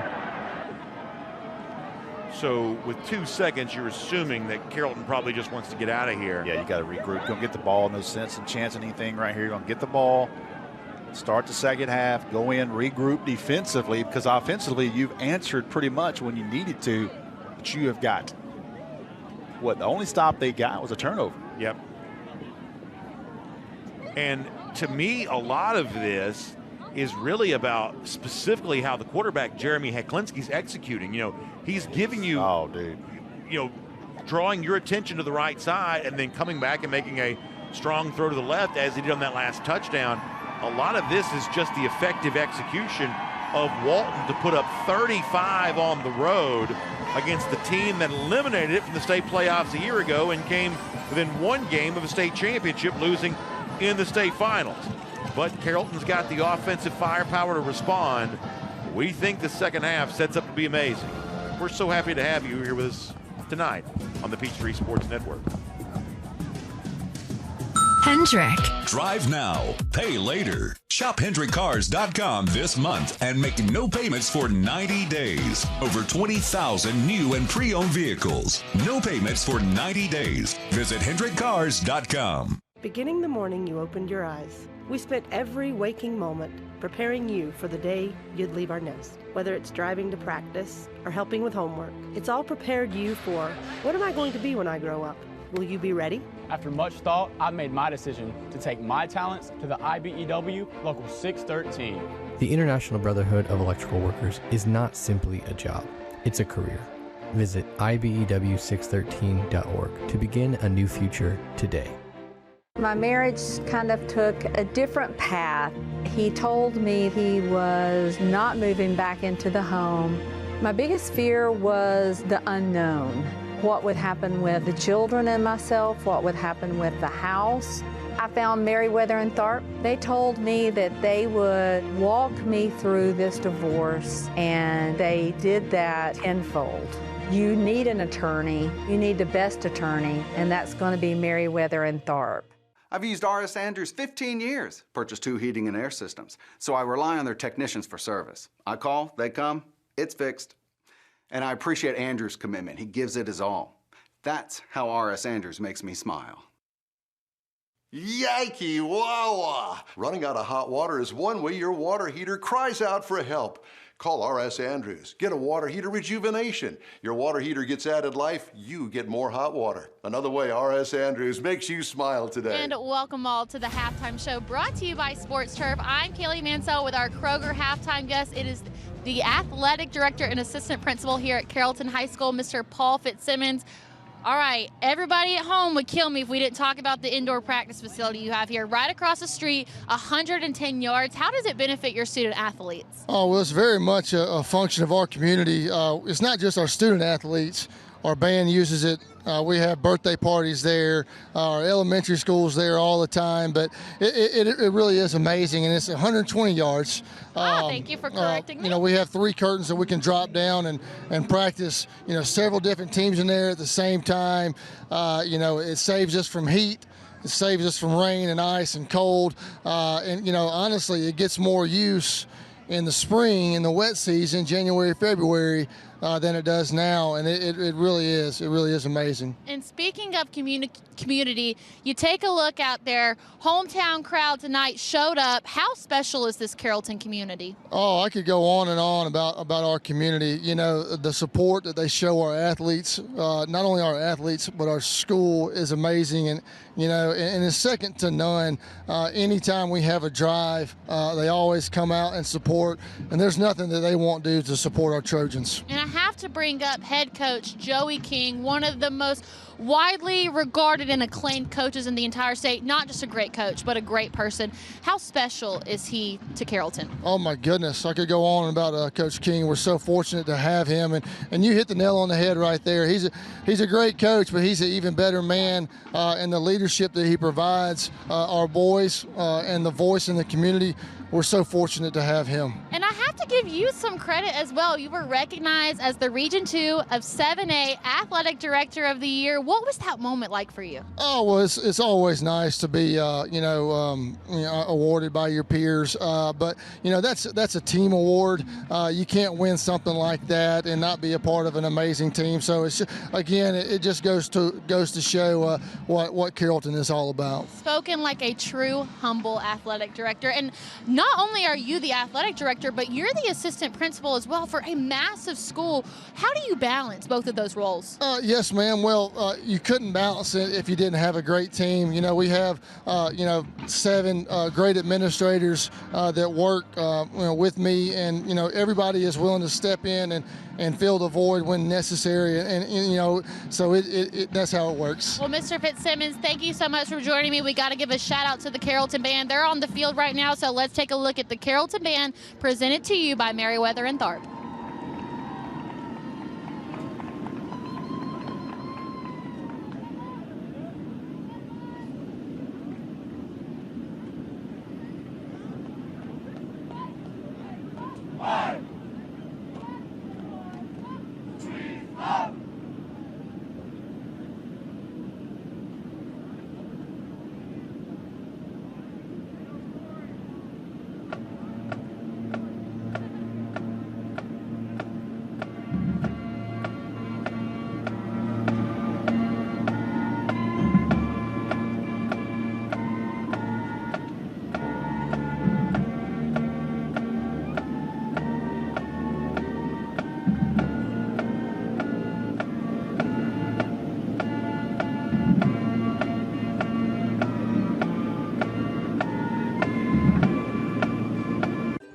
The Ingalls Advantage isn't just about savings or the best quality food for your family.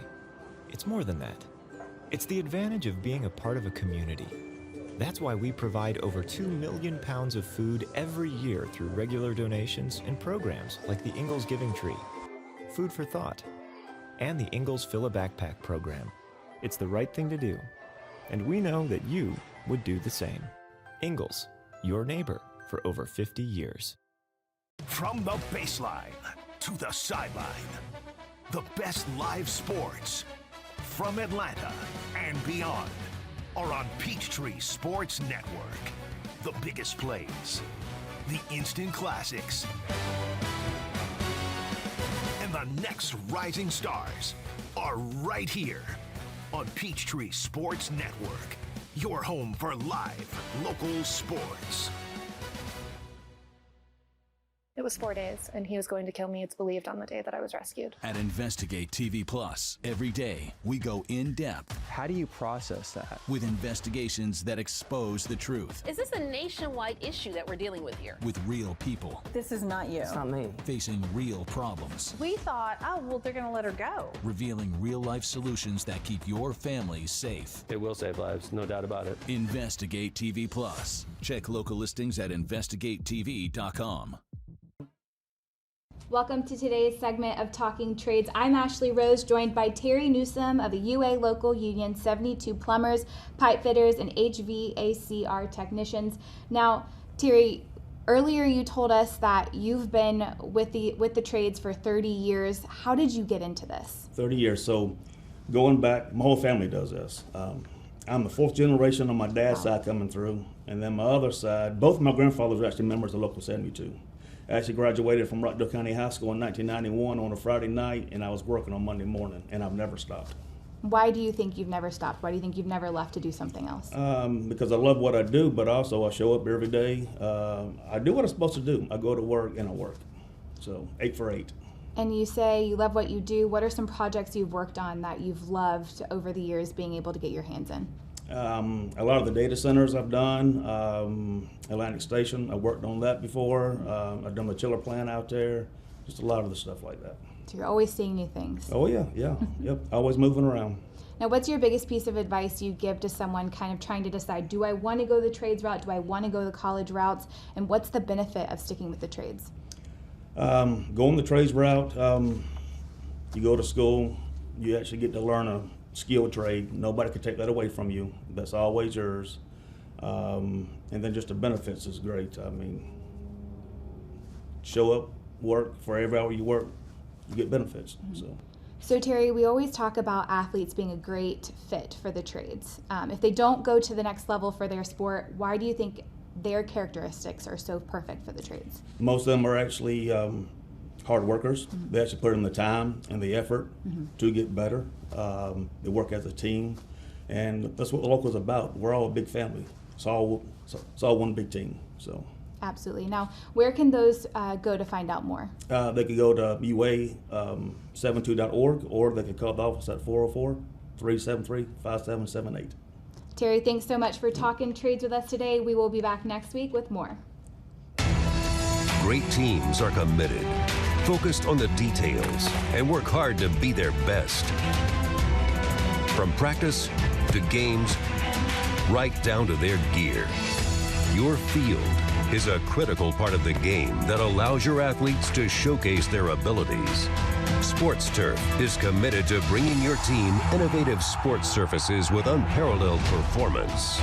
You bring the vision, our team brings it to life.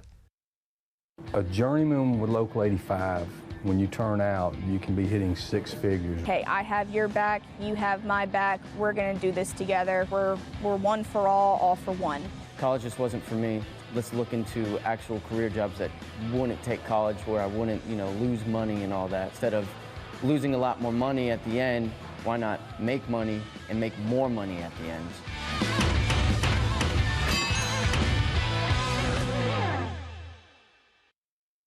What does it mean when people say America is a land of opportunity? It means the power to discover. To redefine yourself. To improve yourself. To challenge yourself. To realize there's more in you than you ever knew that you could do. It means giving people an open field to explore what they do best. With the best tools, the best training, the best technology in the world. We bring out the best in the people who serve. So you can be all you can be.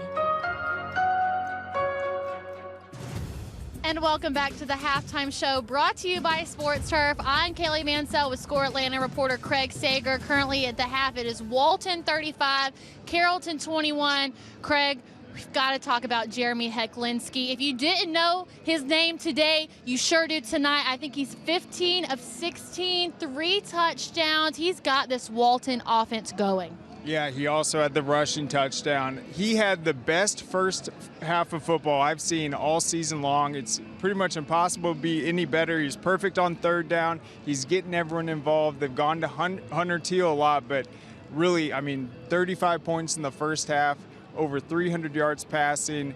Just an unbelievable effort, but Walton's got to keep that pedal to the metal. It's 35-21 here, but let's go ahead and take a look at some of the other games tonight from across the state. This is our scoreboard brought to you by Score Atlanta, and Craig and I can keep up with our picks. Let's start with Gainesville and Woodward Academy. Gainesville 17, Woodward Academy 7. Still a close game. They're in the third quarter, but what Josh Niblett's done with that Gainesville program in such a short amount of time is miraculous. Yep, Woodward Academy has one of the best defenses in the state right now statistically, so I got to think Gavin Hall is having another big-time performance. He had 4 touchdowns last week against Blessed Trinity, and then the big one that stands out is the Mill Creek game, Camden County, man.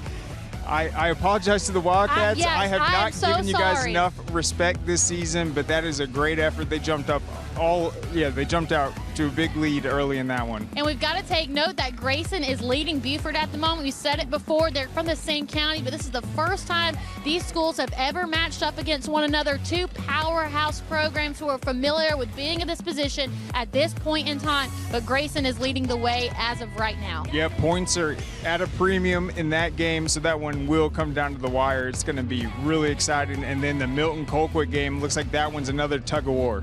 And going ahead and looking at our 6A class, we have Douglas County shutting out Lee County at the moment. Douglas County really proved who they were to the state when they defeated Langston Hughes earlier in the season. Went ahead and established the dominance that is Douglas County. Marist leading Roswell right now. Craig and I talked about it. That triple option, so hard to cover, so hard to practice for.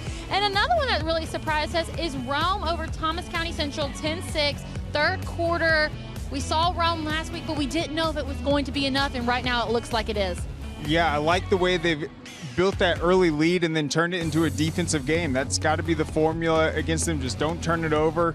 And I really like that Rome defense. Joe Wilkinson, Harmon, just a bunch of guys on that team that have been playing together since middle school. And Douglas County, a lot of credit to them. Chroma, Lee County's running back, one of the most physical backs in the state. Looks like they're shutting them down because that definitely was their game plan going into it, handing him the ball as much as possible. And looking at our next set of scores, Cartersville leading Jenkins 28-0. Now, Cartersville's been a team that's gone through some adversity this year. They've played a lot of close games, but here they are in the Elite 8 having no trouble with Jenkins. Coffee over Cass. Cass, of course, I believe the only 4 seed in the upper classifications anyway. They're getting shut out right now by Coffee. Actually, if you shut out Stockbridge over Spalding 21-0, Cass and Coffee is a final score, so Coffee will move on to the Final Four, the first team this far to advance to the Final Four spot. Yep, no team has scored more than 14 points on Coffee all season. That was the number I was looking at, but the Trojans just showed up, shut out Cass. Their Cinderella season comes to an end, but Cartersville still holding strong out of that region. And then Stockbridge, a great response. They had to come back last week against Westminster. They're up 21-0 on Spalding. That's a big one, top 10 matchup, and looks like North Oconee is trying to dethrone Benedictine. And moving on to our next set of scores, we have Perry leading Stevenson at the moment. Of course, Craig and I think that was one of the only ones that we agreed on. We both picked Perry. It is in the fourth quarter. You can go for an update on scoreatlanta.com. Mary Persons and Cedar Grove, just a 1-score difference in the third. Cedar Grove is leading, but still anyone's game at this point. Wesleyan and Calvary Day all tied up 21-21 in the third quarter. A lot of close games here. Savannah Christian only up by 1 touchdown, and Carver Columbus over Monroe area 6-0. Craig, what sticks out on that page? Wesleyan, they beat Stevens County last week as one of the bigger results, and then Calvary Day, that's a team that a lot of people think is the favorite in 3A this season. Obviously, Cedar Grove's up there too, but Wesleyan, they've had great game plans, big-time players stepping up in the postseason. That's a big result. And then Carver Columbus, they won 7-6 last week. We'll see if they can do it again and keep their season alive. And moving on to our next page of scores, Callaway and Fitzgerald keeping it close in the third. Callaway leads the way 14-10. Then we have Pierce County over Fellowship Christian 35-10, still in the third quarter. And then Rockmart over Toombs County. Man, I really thought that Toombs County had this one in the bag, but Rockmart is just running away with it right now. Yep, they're representing North Georgia. They've played a tough schedule, played the Cedar Towns, the higher classifications. They just put up points so effortlessly week in and week out, and I think that Fitzgerald-Callaway one will be interesting coming down the wire. That looks like a state championship matchup. 2 big-time programs. And that is our scoreboard brought to you by Score Atlanta. Before we go to the break, Craig, I want to ask you, it's 35-21. What does Carrollton have to do to keep it close in the second half? Well, really, I mean, they have not stopped Walton's offense. They look so comfortable. Hecklinski, we talked about it. He makes it look effortless. He makes it look easy. He is playing unbelievable. And with the second half approaching, we're going to go ahead and go to break, but stay right where you are. You don't want to miss a thing.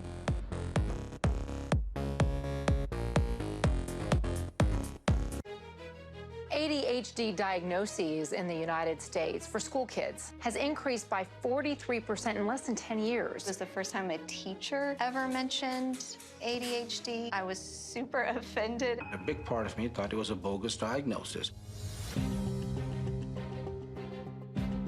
The flip side of distractibility is curiosity.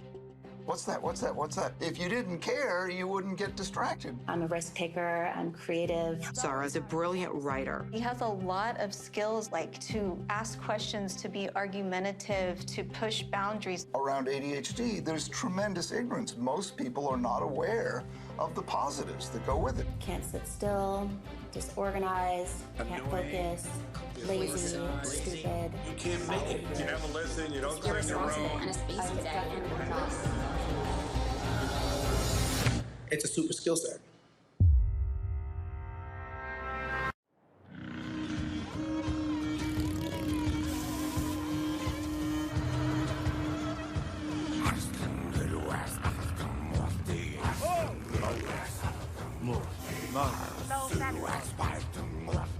Mo. This Movember, the moustache is calling once more. Raise funds, save lives. Sign up at Movember.com. It was 4 days, and he was going to kill me, it's believed, on the day that I was rescued. At Investigate TV Plus, every day we go in depth. How do you process that? With investigations that expose the truth. Is this a nationwide issue that we're dealing with here? With real people. This is not you. It's not me. Facing real problems. We thought, oh, well, they're going to let her go. Revealing real-life solutions that keep your family safe. It will save lives, no doubt about it. Investigate TV Plus. Check local listings at investigatetv.com. All right, welcome back, everybody. Fun first half for us in the state quarterfinal action of the 7A playoffs as Walton on the road has the lead, 35-21 over Carrollton here. A rematch of last year's state quarterfinals. Of course, Brandon Adams and Rusty Manziel. Appreciate Kaylee Manziel doing a great job, along with Craig Sager Jr. during our halftime there as well. Let's give you an idea of what was an explosive first couple of quarters here. We'll take a look at our halftime stats, and a lot of those going to feature Jeremy Hecklinski, who you just saw on your screen. Of course, you see the overall total yardage here. I think the big story here, though, is what Jeremy Hecklinski does through the air. 17 of 18 passing for 281 yards and 3 touchdowns, Rusty. What an amazing performance for Hecklinski in the first half. And it's been just touchdown throws and accurate throws and extending plays and right reads. He's done everything right. Julian Lewis hasn't played bad. He's 9 of 12 for 154 and 2 touchdowns. Yeah. They just can't get the ball back to him at times. Obviously, it's just one turnover for Walton. It could have been more. They had 3 fumbles, only losing one of them. It's been a pretty clean game from a penalty standpoint there as well. As far as the highlights themselves go, let's go ahead and take a look at those first half highlights here there too.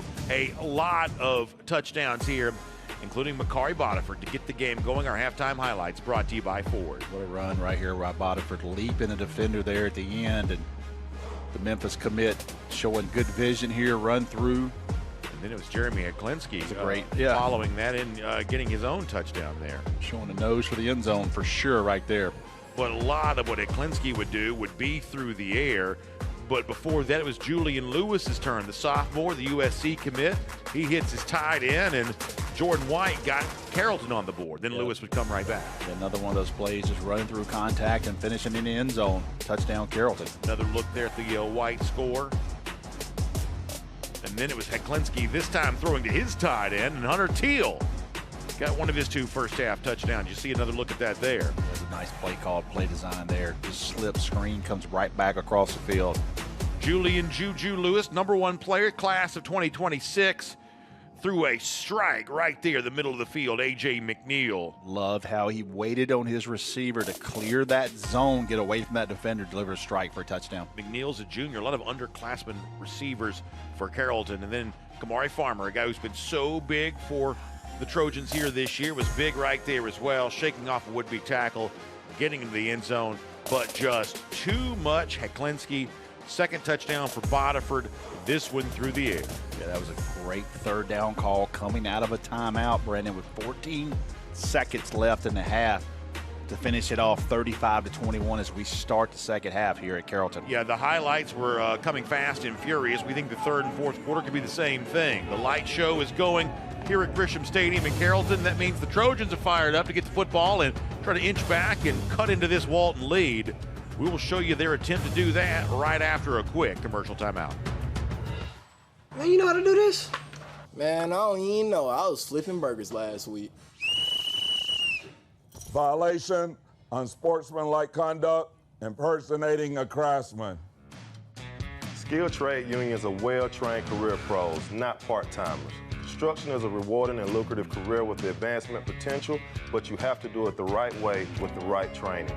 Learn how you can be a pro. Find your career at GeorgiaConstructionCareers.com. Planting season is here, and it's time to get your yard looking its best. So treat your yard to the perfect touch from the professionals at Personal Touch Lawn Care. Mowing, maintenance, design, and construction. Personal Touch Lawn Care does it all. If my yard is taken care of, it's one thing off my list that I don't have to worry about. Sign up now for monthly maintenance and get the 12th month free. Big enough to serve you, small enough to know you. Personal Touch Lawn Care, 770-908-1238 or online at ptlcatlanta.com. America, it's time to gear up and get out there in a new Ford vehicle. And it all starts at your local Ford dealer during the Discover Summer Sales Event. Choose from a great selection of trucks and SUVs equipped with the tech and comfort you need to discover your best summer ever. With a large inventory in stock, now is the best time to trade in, trade up, and discover summer with Ford. Now get 2.9% financing for 60 months plus up to $4,500 cash back on select Ford SUVs. See your local Ford dealer and discover your best summer ever. The drive for the GHSA state title is presented by GeorgiaConstructionCareers.com. Transform your future today. Third quarter action about to get underway. Drive for the GHSA state title presented by GeorgiaConstructionCareers.com. Walton on top of Carrollton 35-21. Brandon Adams, Rusty Manziel.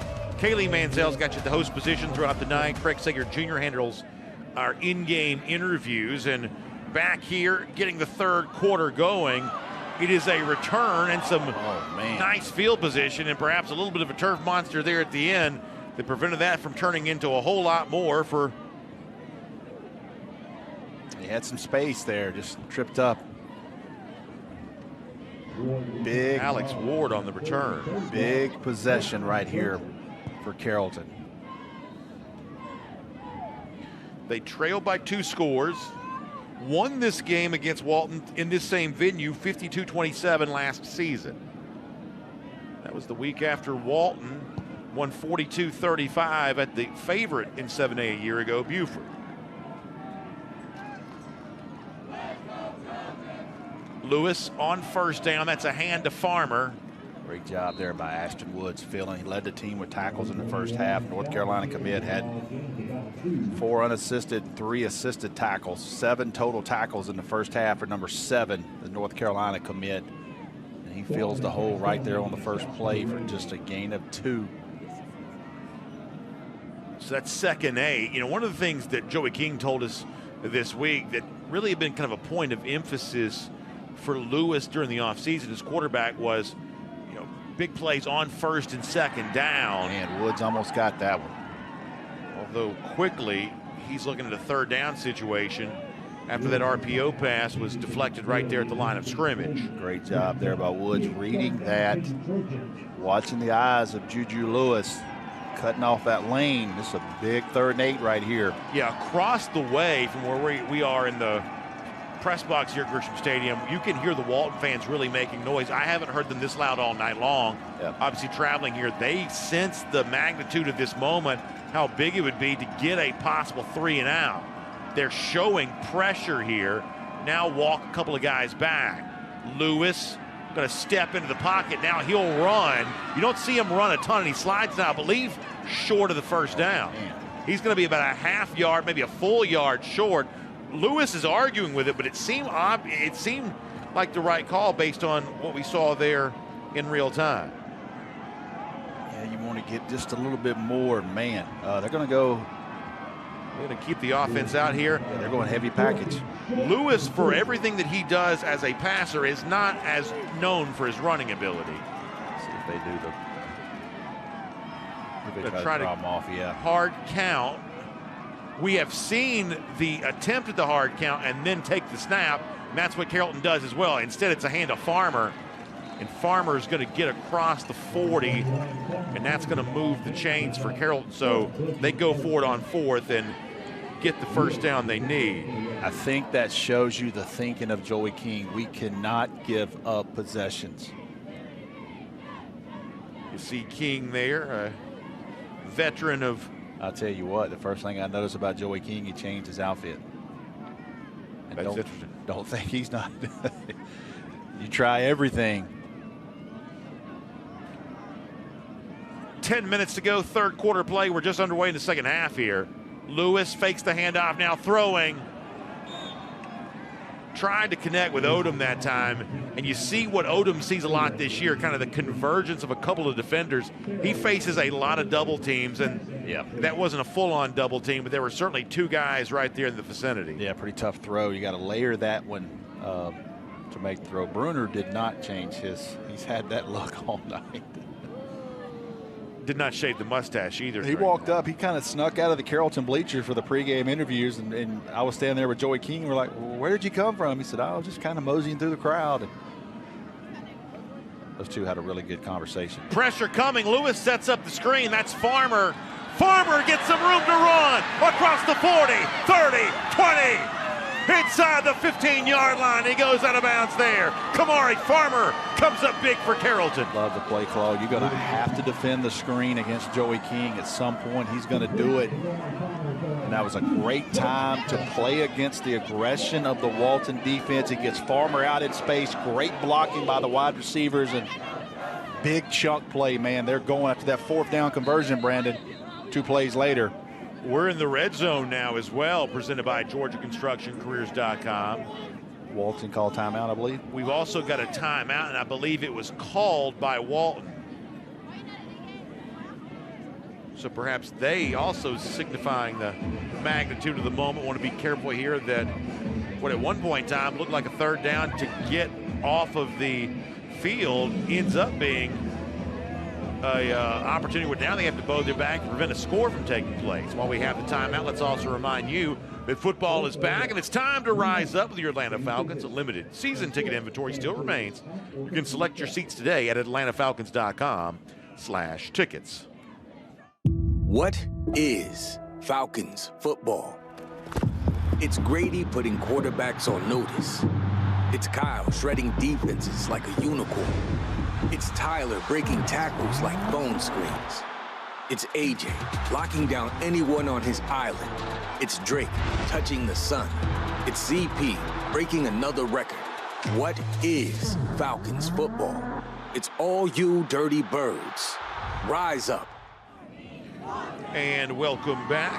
You see the students there from Walton continuing to dance and sing and enjoy themselves, although they may have a little bit less to be happy about if this Carrollton drive picks up much more steam. And you see the sideline there as well, where Daniel Bruner right there in the center is going over his charges. What do you expect? I believe Stars Mill was up 20-0 at one time. Now it's 22-21. Rome and Thomas County Central is now tied 16-16. Yeah, we'll watch that, of course. As Rusty pointed out, Central Carrollton, one of 3 teams here in right across the street. Right across the street. Yeah. Fountain being the other. And of course, you see a nice look there at the Grisham Stadium press box. This is maybe as nice a stadium as exists in the state of Georgia, perhaps anywhere. Maybe in the country. The facility-wise, the indoor, and really all the sports. And there's their baseball team. Over to the right here, there's a beautiful band building. You saw some fine art stuff here too. So it's not just the athletics, it's the arts as well. Taking care of that, of course, the academics, of course. Carver Columbus advances to the Final Four. Fitzgerald and Callaway, a team I talked to some coaches about today. I don't know a ton about them, but everybody I talked to today in that division said, you better watch Pierce County. Okay. And they just beat a pretty good Fellowship Christian team, right. 49-10, or they're beating them. That's a big statement score right there. Rockmart, a team that I saw scrimmage Rome earlier, they've gotten better. So this is the longest timeout. Like, why are we still in timeout here? Feels like this has been kind of. I feel like Gary Danielson. I think Gary Danielson and Vern has that 5.5 minute. I feel like that right now. Apparently, there may have been a little bit of an issue with the chain gang there, with the down marker. That may have been the issue, but that was 25-second play clock. Thank you. Not that I don't enjoy speaking to you, but at a certain point in time, you realize, wait, we've been filling time here for a little while. Let's get back to football. Oh, man. You see White's the tight end. You will see this momentarily. He's center of your screen. That's the man in motion. He's already got the slot receiver. He's already got a touchdown here today. Fake handoff to Farmer. Throwing to Kofor. Kofor, they're inside the 10-yard line, down to about the 8. Pick up about 5 that time. I tell you what, TV doesn't do justice at any level is the speed of the game. And the speed of both of these teams. Watch how fast they close on this receiver. And that's why the RPO stuff is so deadly, because it takes fast guys and it forces them to freeze. Correct. And if you make a guy freeze while other fast guys are running, well, clearly that's a huge mismatch. Farmer, and I tell you, I love his move at the line of scrimmage. He does a nice job of kind of shifting laterally and creating some opportunities for himself. Short area suddenness, and he's got it. Yeah, just a sophomore, you'd certainly like to think that he's got a recruiting profile that's going to be great here. Oh, man. As the spring goes on, every college in the country is going to stop through Carrollton. Hand off to Farmer again. He's going to go easily into the end zone for a touchdown. Wow. Opening drive in the third quarter produces exactly what the Trojans wanted. Man, they needed that fourth down conversion, Brandon. They just seal off the Walton defense. And Farmer walks in. Great answer by Carrollton. Yeah, Rusty's right. Had to convert a fourth to stay on the field, and the big play of the drive ends up being the screenplay to Farmer. We are a PAT away from making this a 7-point ball game. Hernandez will send it through and good. And just like that, we are 35-28. A one-touchdown game with points being scored galore on both sides.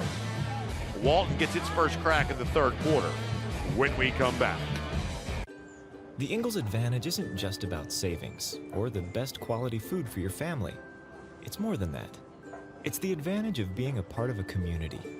That's why we provide over 2 million pounds of food every year through regular donations and programs like the Ingalls Giving Tree, Food for Thought, and the Ingalls Fill a Backpack program. It's the right thing to do, and we know that you would do the same. Ingalls, your neighbor for over 50 years. From the baseline to the sideline, the best live sports from Atlanta and beyond are on Peachtree Sports Network. The biggest plays, the instant classics, and the next rising stars are right here on Peachtree Sports Network, your home for live local sports. In the world of football, every play can change the course of a game. In the legal arena, you need a team that's ready to tackle the toughest opponents. When it comes to the game, you got to hit hard, never back down. And that's exactly the mentality you need when it comes to your legal battles. Here's to the legends who paved the way for the stars of today. Because when you celebrate the past, you embrace the future. Origin Sports, run it back. Peachtree Sports Network, your home for the College Park Skyhawks. The GeorgiaConstructionCareers.com drive for the GHSA state title is sponsored by the Mechanical Trades Institute, the best-kept secret everyone should know about. Smart Local 85, sheet metal is a smart move. Gatorade, fuel tomorrow. The Georgia Sheet Metal and Air Conditioning Contractors Association. CareersInSheetMetal.com. Building a solid future. The Atlanta Falcons. Rise up, Dirty Birds. And by the Gwinnett County Sheriff's Office. Together, we can make a difference. All right, welcome back, everyone. 35-28. Walton on top of Carrollton, but Carrollton just drove down the field to score to begin the third quarter. And a kick going to go into the end zone now for a touchback. And that'll give Carrollton the football, or I should say Walton the football, 1st and 20 to begin the third quarter for them offensively here in a moment. Also, speaking of drives to begin the quarter, our Breda Pest Management scoring summary: 9 plays, 70 yards, 3:16 off the clock. Kamari Farmer with the rushing touchdown. Now we'll see how Walton responds here, and we'll see if the hot night for Jeremy Heklinski can continue. You want to see what adjustments Carrollton has made. Because other than a turnover, they haven't stopped Walton offensively yet. It'll be Heklinski in the shotgun. Teal will go in motion, attach himself to the right side of the formation. It's a pitch to Bodiford. Bodiford uses the block from Teal. There's a flag that comes in as well.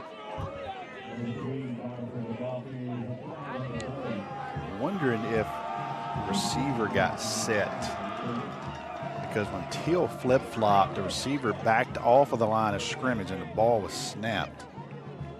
Not sure. Maybe that's what they're looking at. Kelvin Hill was pointing the direction of moving Walton back, so we'll see if he ends up being right about that.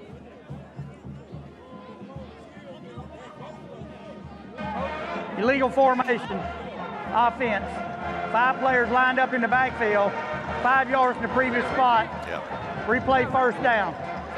Explain that to us, Rusty. So the Here both, it is too, by the way. You'll see here, we missed it when the receivers, both the receivers moved off of the line of scrimmage when Teal flip-flopped over here, and you'll see both of those off. Yeah. They call them for that. It's 7 players in the line of scrimmage, correct? Yep. Benedictine starting to distance itself from North Oconee a little bit. Man, I tell you what, they're just, everybody I talk to, it goes down there. I'll never forget Hal Lamb took a very good Calhoun team down there, and he said, Rusty, we felt like we pulled up in Oxford. There was tailgating, there were tents. We weren't ready for it. Yeah. And he said, that is one of the hardest places to play down there. Our buddy Todd Holcomb had a really interesting note this week. Obviously, you know, North Oconee goes down there via coin toss loss. 0-4 lifetime in coin tosses. There's a pass complete to Lloyd. Wrestling match for the football. Hill tried to pull it away from him there at the end. Stars Mill and Central Carrollton 29-29, 50 seconds left. See this one again. Another one of those RPO type plays. And so Lloyd bobbled it briefly. Bounced around. He was looking up the field a little bit. It's actually Keshawn Johnson who had the coverage there. Heklinski will throw. That's a pass caught. And how about that over the shoulder? Beautiful haul by Jordan Bam Bride. And Jeremy Heklinski remains on the money. I'll tell you this, that was a great throw, but you got to give Bride all the credit in the world right here to go up, ball skills. Look at that. What a perfect, absolute perfect throw. But Bride, great play there to move the chains. If Walton is going to connect on those kinds of passing plays throughout the night, and for the most part that's what they've done, they're going to score every drive. They're going to play next week. It's just Bodiford tries to shake off a tackle. That Hill there is there to bring him down. I don't know what else you do as a defender right there, Brandon. Yeah, that's about the 4th throw he's made tonight like that. Yeah, you had good coverage. It's just it's a individual play by Bride. It's a nice strike by Heklinski. You see Bodiford here trying to follow his block, shaking off the first tackle, but then Hill comes over to level the big blow after that. 6:46 to go, third quarter of play. Heklinski going to roll left, Got time, middle of the field. Lloyd is there, and it's caught inside the 5.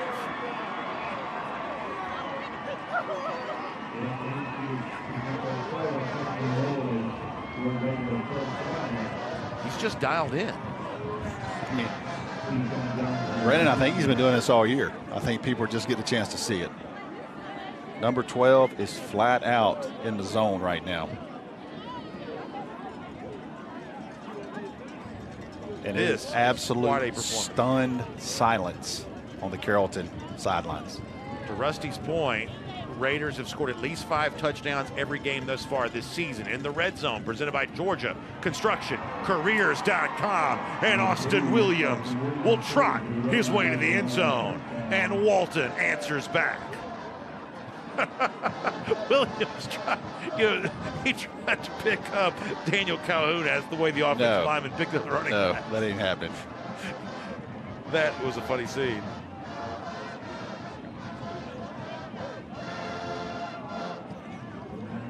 Sebastian Benai. Now you get the idea of how it was that he's tried 80-something PATs coming into the 9. Flag comes down.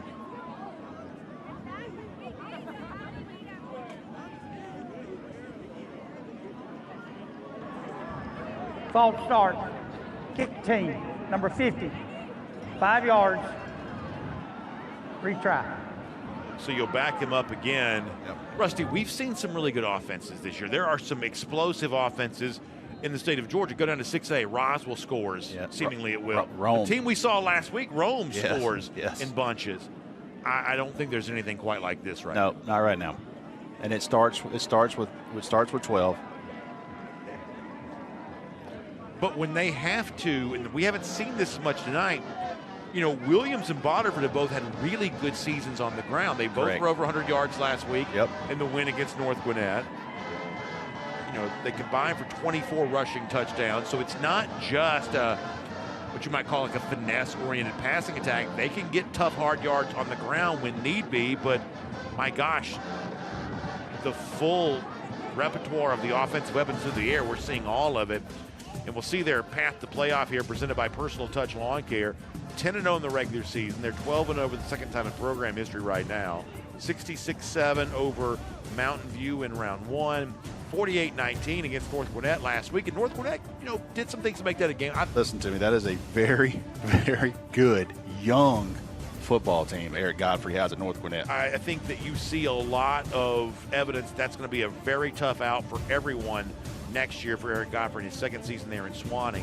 But now advancing the quarterfinals, this is the round in which they lost a year ago after getting past Buford in round 2. Scoring summary presented by Breda Pest Management. Austin Williams touchdown caps that off. 6 plays, 80 yards. But, you know, a lot of opposing coaches, potentially opposing coaches, see a kick drop there inside the 10. Now running, trying to get free. Going to be a big special teams tackle brought down there inside the 5-yard line. Wendell Gregory there. Love to see that out of a starter, out of a Power 5 South Carolina commit on special teams, running someone down. You like to see that effort. Yeah, 4-star there getting after it. And here's the thing, Brandon. If you're Carrollton, you got to keep, to borrow your term, you got to keep chopping. You got to keep chopping and hope you steal a possession, because offensively you have found some things as well. So tough field position here. And as you said, if you can keep scoring, then we've already seen a couple of balls hit the turf tonight. Correct. So it's by no means over for Carrollton, but you're going to have to figure out a way to get a stop against Walton at some point in time. And to finish the point I was making a little earlier, is Lewis going to throw. He's going to connect with Odom. We haven't called Odom's name tonight probably as much as Carrollton fans would like. But if you're a potential opposing coach watching Walton, this is going to give you some sleepless nights, because yes. This is a very proficient passing attack right now. You know, the guys, Todd Holcomb and those guys that do the Georgia High School Football Daily newsletter, he sent me some questions, said, hey, can you tell me why this kid's not rated so high? I said, look, I don't do ratings anymore, but he is the most underrated player in the state of Georgia. And I'm telling you this, not one team in the 7A bracket wants to face him if they had a choice. No, not at all. Not one. He's very comfortable in these kinds of spots. He's thriving right now. Yeah, not every talented player is at his best in a state quarterfinal on TV. We've had a lot of people tuning in tonight. Not everybody is as comfortable in that situation as others are. Listen, there's some things that we can't say on air, but there's some stuff to him. Right. You know what I mean? He has some things that he does pregame and some stuff that like gives you that moxie. And I'm not saying anything bad. No. It just shows you like he wants this moment. Put me in this moment. Put me on TV and let me do my thing. In other words, if you asked him how he feels about a moment, he might say something that's not easily quotable on That's air. right. That's right. It's the point I think that Rusty's getting to there. Yep. Wear some things on his wristbands that we're probably not going to advertise, but that's who he is, and he doesn't hide behind it. And you see Ryan Mosley, the pass complete there, the sophomore. He's got an offer from Washington State. Illegal motion. The back was moving forward at the snap, 5 yards. Replay first down. I'm going to get, and again, Julian Lewis hadn't played a bad game at all. I mean, Juju has not done anything to say. He's just, the guy across the field hasn't missed. I think he's 22 for 24. You know what this game also hasn't had? It hasn't had like the big, we haven't seen a lot of tackles in the backfield yet. The negative big plays, defensive play, the correct. negative play. Correct. That's the thing that could still be coming at some point in time as well. As Kofor goes in motion. He's got him. Lewis looking that way. There's the tackle. There's the sack. Yep. And it's Ashton Woods who brings it. Woods comes up giving you a little bit of a dance after that. I don't even know what that was. At the Steve Urkel maybe? I don't know, but you see the big North Carolina, another Power 5 commit there, and Woods has been great all year long for Walton. Without a doubt, the leader on that side of the ball. Boy, we've been doing his games for a long time, and in some respects, it seems like he's been here for 1,000 years. Another respect, hard to believe the career's over. You see the sack right there. Had him as a freshman. Him and Sammy Brown were the linebackers at Georgia Elite Classic. Not a bad group, huh? That's not a bad group at all.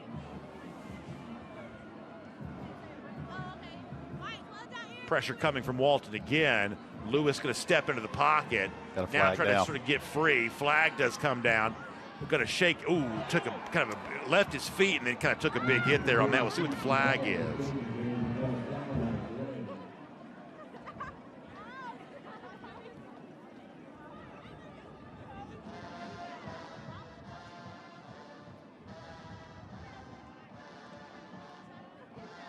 Man, they are going. Brandon, you kind of summoned the negative plays on defense because Walton answered that. We haven't seen it much at all. You were right. All of a sudden, they're starting to show that a bit. Illegal formation, offense. 5 players lined up in the backfield. 5 yards, replay second down. I think we only had 5 combined penalties in the first half for both these teams. Got to watch a screen. Timeout, Walton. Their first timeout. I believe it's Walton's second timeout, but nonetheless, Walton does call timeout here. And when they do that, we'll do that there as well. Walton's got the lead. Carrollton's got the football. It's a third down here coming up when we return. What's so great about being a Kroger Boost member? Free delivery on the Kroger products you love, and more rewards too, like double fuel points on everything you buy.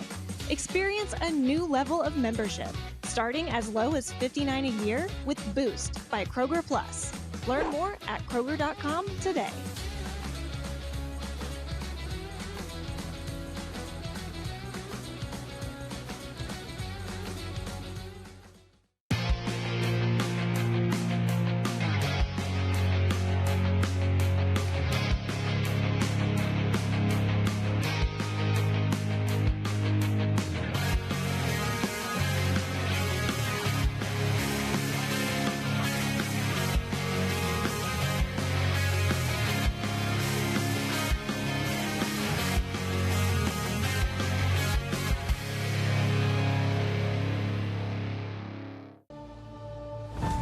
Are you ready to serve and protect the citizens of Gwinnett County?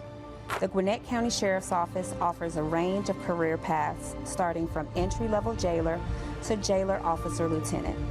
Take advantage of our sign-on bonus up to $4,700 and become a guardian of your community today. Explore the possibilities for a brighter future by visiting GoGCSO.com and pave the way for your career advancement. Go GCSO.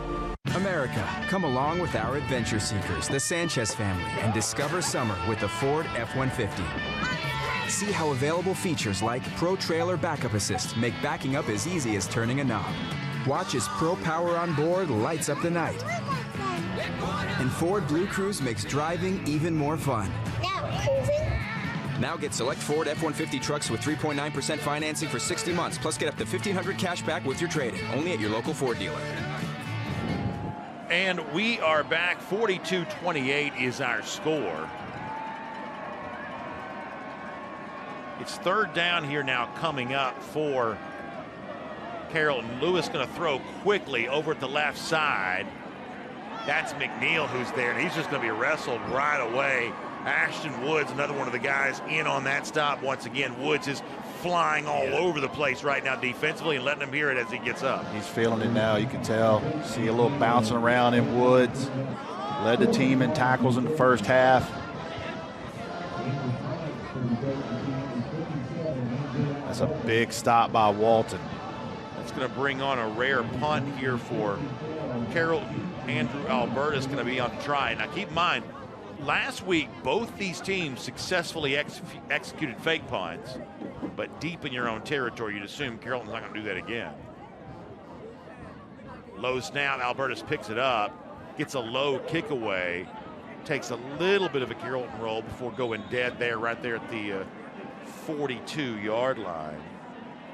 And while I have a moment, let me let you know about a great event coming to our friends up in Rome, Georgia here. It's the state's largest and oldest Christmas parade in Rome, Georgia. The parade's going to be held on Broad Street, begins 6:30 p.m. on November 28th. You can watch a live broadcast of the parade on Georgia's Rome Facebook page.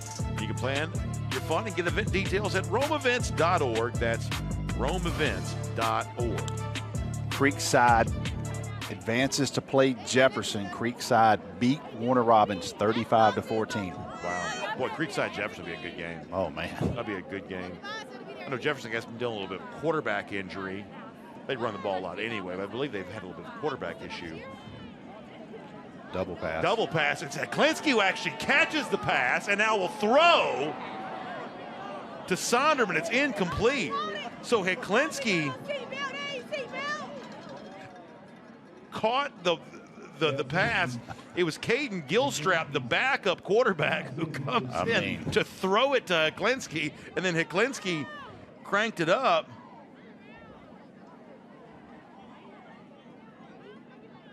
I mean, if there's one ball that he threw maybe a half yard too long tonight, it was that one. A trick play. Yeah. Still pretty good coverage that time. Yeah. Heklinski now just handing the ball off. That's Williams to the 35. So 7 very conventional yards after some craziness on the play prior.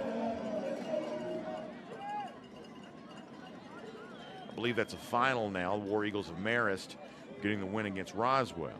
Thomas County Central just kicked a 29-yard field goal with 1 second to left to beat Rome 19-16. What a win for Justin Rogers and Thomas County road. Central. Way up, goodness. Almost as far as you can travel. A Rome team that's been phenomenal this year. Bodiford tackled the play by Zion Cooley. That will set up a matchup next week of Thomas County Central and Marist. And that will be at Marist. So Thomas County Central will come back north. 6A is very deep. Yes. And we felt like, you and I both told, we felt like there's 8 teams that could win that thing. Yeah, different this year than a year ago for sure. We obviously saw Rome last week, and now their season comes to an end. Now fullback and under center goes Heklinski. Hand off to Williams. Williams going to be hit there in the backfield. Montrez Smith, Duke commit, the linebacker. One of the first guys to upend the momentum.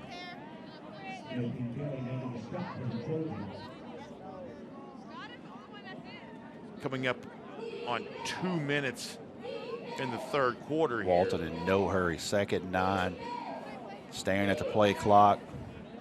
Yeah, this is sort of that other dimension of the Walton offense right now. Yeah, choke it down a little bit. Play clock going to go under 10. Heklinski will throw now. That's, oh, how about that? Oh, so it's a pass complete to Jude Cascone. Cascone tried to use the stiff arm, but in doing so, lost control of the football, but Walton holds on to it. Yeah, he tried to fight off the defender. Good move by Cascone, but you're going to see Carrollton almost with a turnover they needed badly. Let's see what happens here. Yeah, a good job by the number 8, stripping the ball going down. Hill. Yeah, as yes. He's going down, the victim of that stiff arm stripped the football, and Hill has stripped the football a lot tonight. Now, keep in mind here, it's 4 fumbles for Walton in total, but only 1 of them has been lost. So they've recovered 3 of their own fumbles tonight on 4 fumbles total. That's at least worth keeping in mind. They're kind of walking a dangerous line on that. Timeout, Walton. A second timeout. So our Kaylee Mansell gives me a score. Camden County has knocked out defending state champion Mill Creek 39-20, and Grayson defeats Buford 19-14. Big moments there in 7A. That's a lot of action coming in there and a lot of headlines worth giving you. And we'll talk more about that in a moment. Before that, let me give you a quick reminder about our friends at Breda Pest Management. Because did you know that in an area the size of a football field, there's over 1 million termites? So what's stopping these termites from finding your home? Let Breda Pest Management protect your home from termites and prevent these silent destroyers from costing you thousands of dollars in damage. You can find out more at BredaPest.com. That's B-R-E-D-A, BredaPest.com. So you've got 2 fairly sizable upsets. I would say one bigger than the other. Camden County coming on the road and beating Mill Creek. No disrespect to Jeff Aaron's team. I find that to be a pretty surprising result. And yeah, I think they're the 3 seed Region 1. 3 seed out of Region 1. And then perhaps based on the way they've played as of late, not nearly as much of a surprise. I think you and I both thought that Grayson was going to be a really very tough team. We thought after we saw Grayson play Archer pregame, you and I both were like, I don't know about that. I don't know about the matchup there for Buford. And they are wildly different as a team than they were when we saw them play Walton to begin the year at the Corky Kell Dave Hunter Classic. We got a flag down here. Play game. Oh, man. Offense, out of 5 yards. Daniel Bruner wanted the clock to restart, and he's very upset it did not restart for him. But I will tell you this. I talked to the Grayson staff before that Archer game, and I said, you guys have come a long way since that game. And they said, let me tell you something. We haven't played anybody like Jeremy Heklinski. Okay. Then they were very complimentary of him. But ironically, I don't know what kind of game he had tonight, but I would say that J.D. Davis, the year that he's had for Grayson, a great year. In a similar vein to people don't talk enough about Jeremy Heklinski. That's right. I would say that Davis is another one of those guys. If you look at his overall stat line, he's had a terrific year. As I said before, I don't know how he played tonight. Confident. But he throws it really well on 3rd down. Here's Heklinski. He's going to try to spin. Now he's just going to run. He's going to go down at the 30-yard line. That's well short of the first down. So that's 4th down coming up. Carrollton had a good blitz there. Nice call. C.J. Kelly comes up happy about that. Yep. The junior defensive lineman, and that's 4th down. See him up in Rome at Georgia League Classic.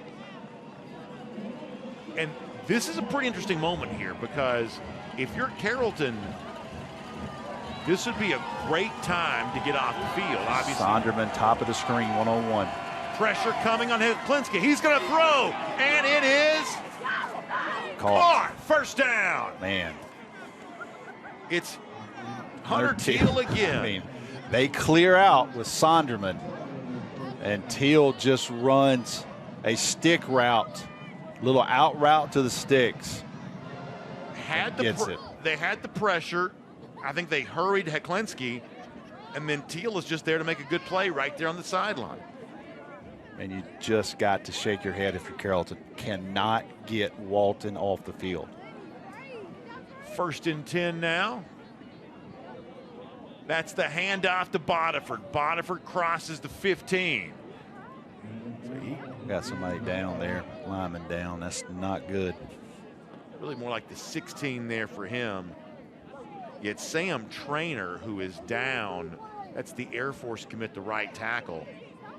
Stands up. Don't want to see anybody hurt this late. Bodiford really beating himself up there. I don't know if he thought he could have scored or he was upset with himself. Third quarter is going to come to a close. You see 4 fingers in the air on the Walton sideline. They've got a 14-point advantage and 12 minutes to make it last. What does the fourth quarter have in store for us? State quarterfinal action. Somebody's moving to the Final Four. We'll give you an idea as to who it will be when we return on the Peachtree Sports Network.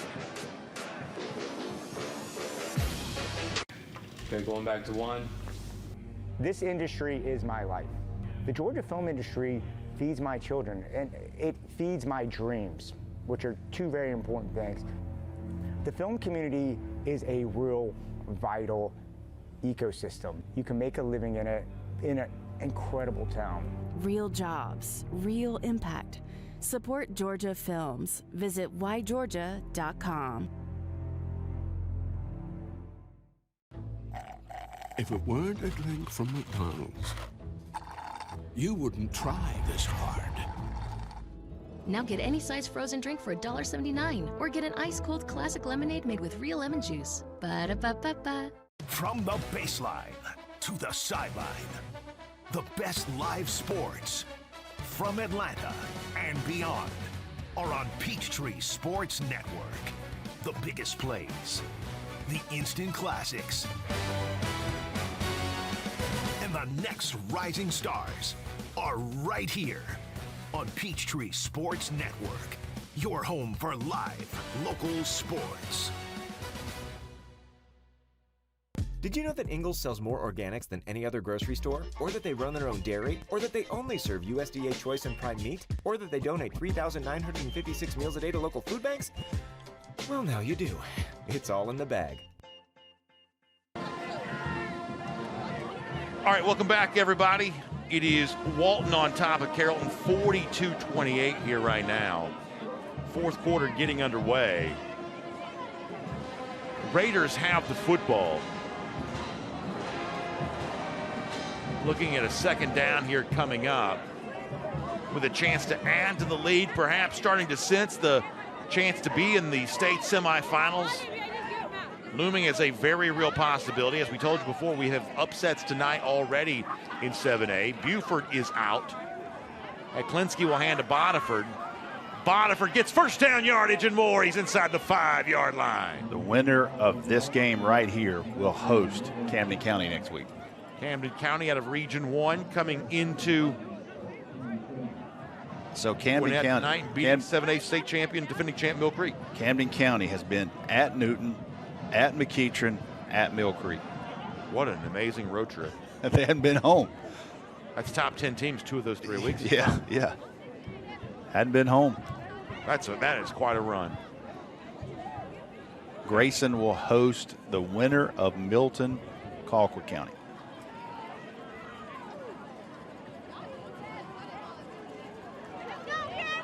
That's the handoff to Bodiford again. Bodiford lowers his shoulder there. Second effort. Boy, Hill has just been everywhere tonight, including driving Bodiford out of bounds there. The UAB commit. You get the sense now that Walton's starting to play with clock in mind here a bit. Yep. Want to go up 3 touchdowns. Want to eat some clock right here.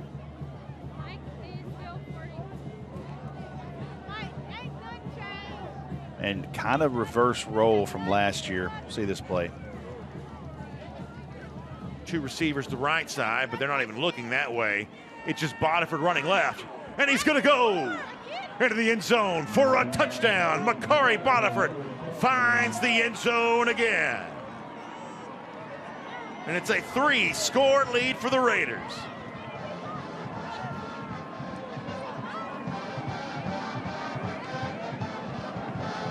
We've already lost the state champion in 7A. The state finalist from 7A a year ago sees itself on the ropes as well. Great job by Bodiford bouncing out right there and outrunning the Carrollton defense to the edge. But Nye's PAT is good. And it's 49-28. Walton This will be making immediate quite a timeout. statement on the road. And we'll be right back.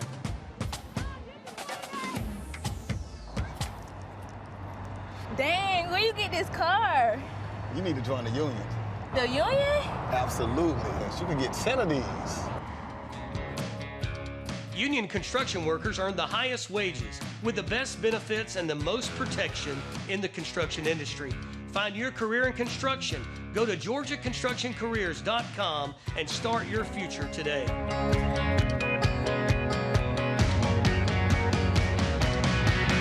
Hendrick. Drive now, pay later. Shop HendrickCars.com this month and make no payments for 90 days. Over 20,000 new and pre-owned vehicles. No payments for 90 days. Visit HendrickCars.com. My marriage kind of took a different path. He told me he was not moving back into the home. My biggest fear was the unknown. What would happen with the children and myself? What would happen with the house? I found Meriwether and Tharp. They told me that they would walk me through this divorce, and they did that tenfold. You need an attorney. You need the best attorney, and that's going to be Meriwether and Tharp. Great teams are committed, focused on the details, and work hard to be their best. From practice to games, right down to their gear. Your field is a critical part of the game that allows your athletes to showcase their athletic abilities. Sports Turf is committed to bringing your team innovative sports surfaces with unparalleled performance. You bring the vision. Our team brings it to life. Everybody, you see Daniel Bruner there, not showing it with his poker face, but a lot to be happy about right now. 49-28, his team has a lead over Carrollton here, on their way towards getting a little bit of revenge for last year's quarterfinal loss at the hands of these same Trojans. It is a reversal of fortune here right now as Walton sees a 49-28 lead. Return coming from inside the 10. Getting up near the 35-yard line, and that is where the Trojans will be going back on offense again. Let's see our scoring summary here. It's 11 plays, 42 yards, 4:37 off the clock. Capped off by the Makari Bodiford touchdown run. Also see the Gordo's cheesy play of the game. How about the Trojan mascot there blowing the trumpet? They got a real mascot. That's a real mascot. That's a real one there. Mascot-like things. Yep. I feel like that's what you want to see a mascot doing, like really kind of getting involved. By the way, you can't see this on your screen, but it's become in vogue here. Actually, I'll finish this point after we see Lewis throw it towards the sideline, just trying to get rid of it. Everybody has their sheets that kind of cover the play callers. There's not sign stealing. Yeah. Credit Carrollton for finding a way to get a little advertising on theirs. Perfect. They don't miss an opportunity, do they? No, that's pretty smart. You don't see that on your screen, but it's interesting nonetheless. You do see Julian Lewis, the sophomore, on his way to USC. At one point in time, touted by ESPN as the #1 prospect in the country, regardless of position, regardless of class. To give you an idea of the praise that he's been earning. Lewis has been under duress here as of late, and he's going to go down. Sacked on the play, and there to bring him home. A guy who's had so many of those this year, Justin Kruger, 4th sack of the season for him. Coverage sack by Walton defense there. Nice job holding on long enough for that defensive line to get there. We'll make that our game's key defensive stop, presented by the Gwinnett County Sheriff's Office.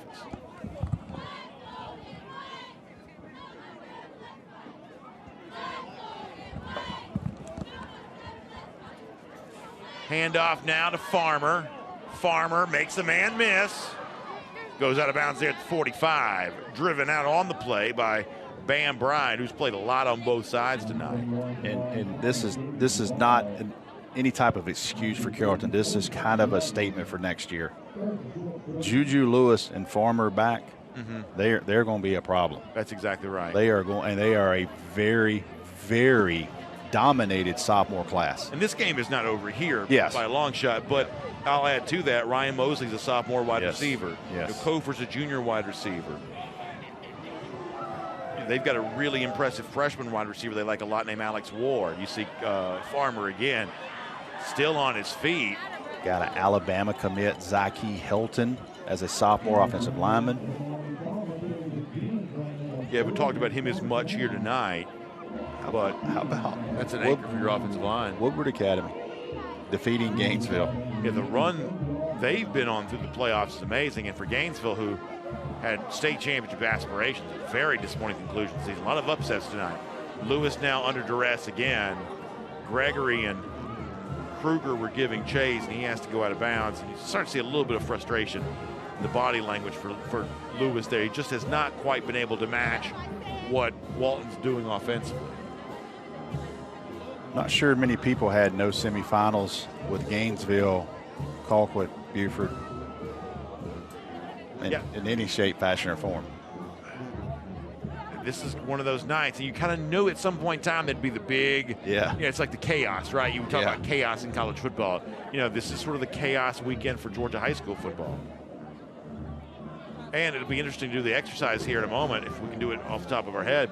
But both state finalists from 6A are now gone. Langston Hughes lost last week. Gainesville loses tonight.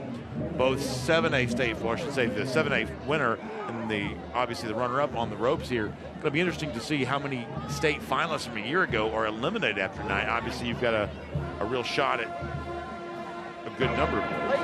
After the play, personal foul, unnecessary roughness by the defense. 15 yards from the end of the play, first down. So that certainly helps Carrollton's cause. 9 minutes to go here. You figure with 9 minutes to go at this point, you can get 3 possessions. But you got to have a stop. The other thing I'll remind our audience of, especially if they're mostly used to watching football on Saturdays and Sundays, we've seen the onside kick almost completely eliminated from the higher levels of football. It can still be a very big factor in what happens here in Georgia high school football. So in terms of getting Special the extra team. possession, what happens on special teams can still be quite a factor there. The pass complete to Kofer, but Tyson McCrary, a guy with some offers from the likes of Army and Air Force, over there to make the stop there, the senior defensive back. One of the things that Daniel Bruner said in a game like this is going to come down to who can make those tackles in space, who makes the one-on-one tackle like that. That's what McCrary did right there. Lewis again going to have to hurry, and had 2 guys like right there in his face. They've got him kind of looking at defenders right now. A little unsettled right now and trying to press a little bit. And that's understandably down 3 touchdowns. Young quarterback trying to make a play. 3rd and 11 now. You assume it's 2 down territory, so you don't have to get it all on this throw. If it is indeed a pass play. Odom, top of the screen. Let's watch him. Lewis looks left instead, and through the hands of a defender. That's 4th down coming up, but lucky that wasn't almost picked off.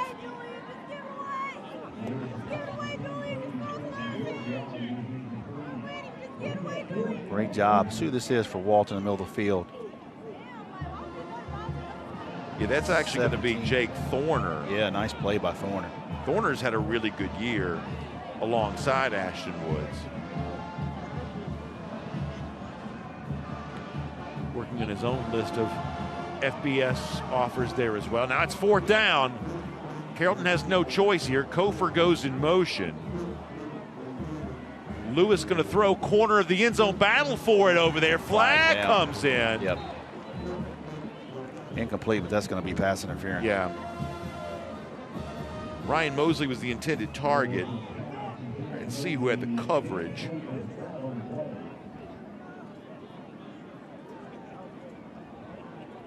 It's Christian Farrell who was in coverage and probably just didn't turn back Pass the ball interference. enough. Defense. The penalty would be half the distance to the goal. It remains 4th down.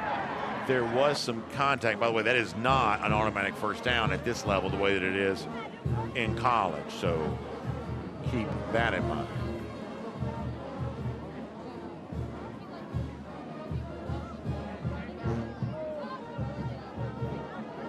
It's going to be half the distance. So, Russ, do the arithmetic in your head here. See how quickly you can give me the down and distance here on this. Listen, I didn't bring my coffee tonight, so nothing can be held against me right now. 4th and 3, they're going to call it. That's a jump. Yeah, they jumped. Got Walton to jump off sides. Yeah, so Walton has helped him out here. 3 penalties on this drive. On the defense, penalties half the distance. That results in a 1st down. Still 8:28 here, so if you can score quickly, you're giving yourself a chance. And Walton is making it easier right now because of the penalties that are piling up. Bring Daniel Calhoun back in at nose guard. Hand off to Farmer. Farmer hit right away in the backfield. Ashton Woods was one of the guys through there on that. Horner as well. Woods has been everywhere. Gregory too, so familiar names for you defensively for Walton. That 2nd goal about to go under 8 minutes.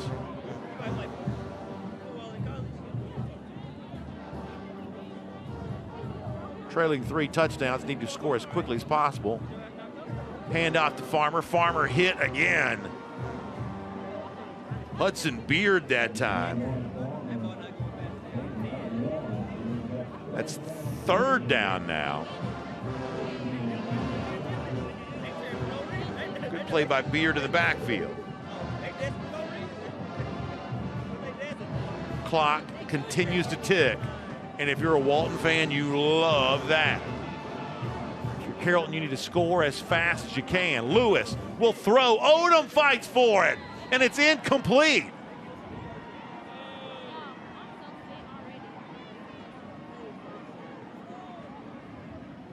Jordan Bride had the coverage. We've seen Odom do that before where he tries to go up and almost, as they say, kind of moss him, pull the football down. But Bride gets his hand in there and just wins the battle. Man, fighting through the ball, perfect defense. And he's telling him about it too. He said, I'm sorry. See, what had happened was. Lewis now looks right side, end zone, and it's a touchdown. Nice play. Nice play there.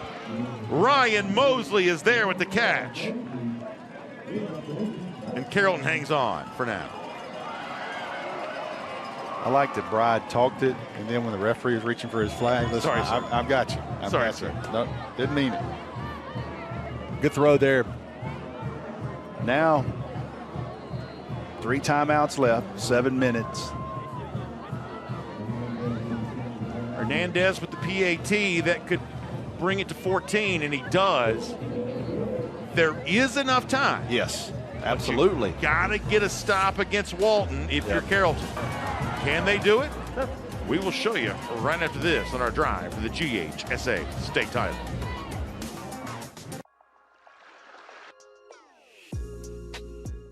Thanks for watching Georgia High School Heroes presented by Ingalls. I'm Chris Bainbridge, and we're counting down the best players of all time in Georgia high school football.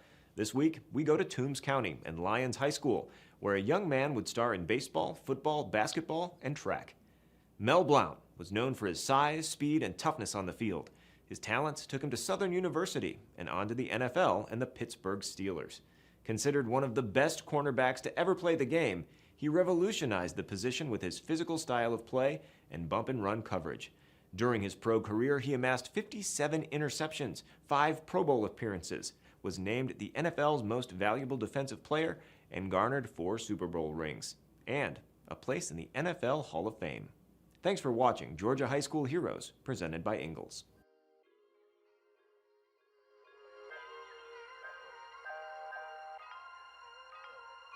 From the baseline to the sideline, the best live sports from Atlanta and beyond are on Peachtree Sports Network.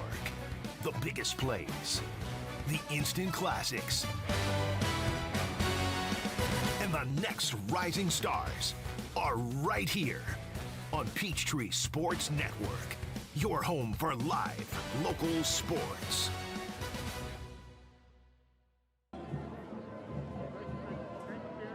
The GeorgiaConstructionCareers.com drive for the GHSA state title is sponsored by the International Brotherhood of Electrical Workers Local 613. Electrify your career. Gordo's, Fiesta every day. Personal touch lawn care. The smallest details make the biggest difference. Merriweather and Tharp. Merriweather and Tharp LLC. The AtlantaDivorceTeam.com. R.S. Andrews. Story after story, we deliver smiles. And by Breda Pest Management, the official pest control of Atlanta. All right, welcome back. 49-35, our brand new score. And yes, that is not a typo. We've gotten more than 80 points scored in tonight's game. Carrollton lining up like it might want to try something short here. Walton obviously anticipating that there as well. It will be a high bouncing onside kick attempt that is recovered by Jude Cascone. Nice job on special teams just to wrap that up and preserve the possession. Cascone does a nice job of hauling that one in. So that means Walton gets football back here. And Rusty, I'm assuming it's too early now, but at what point in time does Carrollton start thinking about using timeout?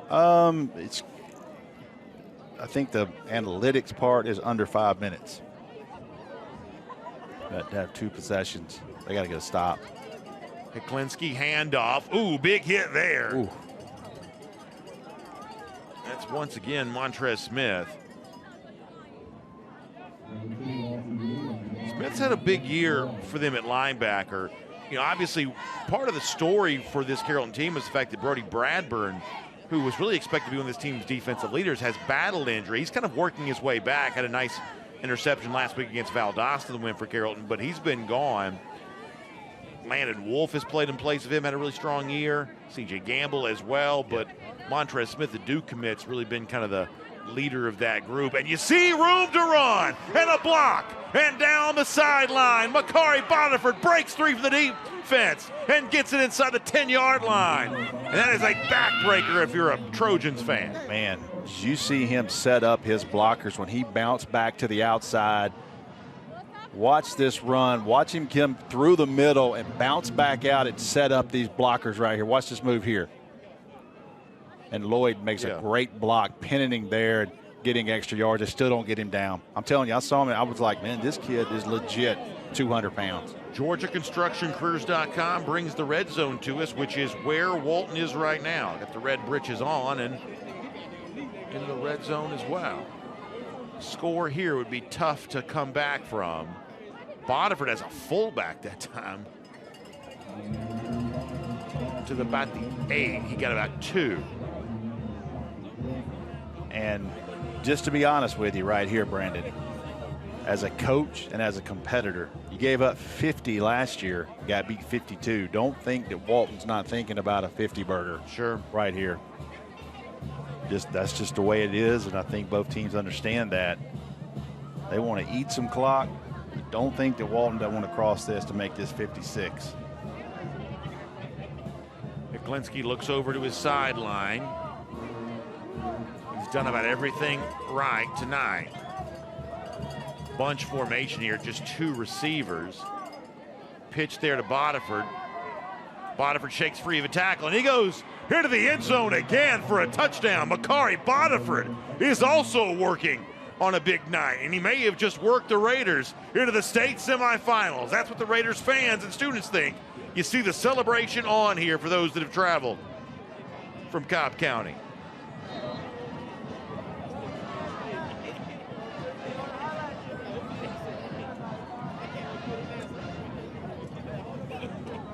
As Rusty foreshadowed, a Benai PAT will make it an even 56.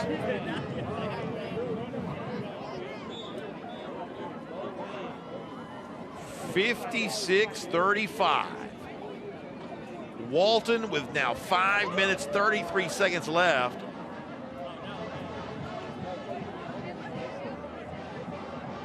Watch him just run through arm tackles right here. Directing traffic.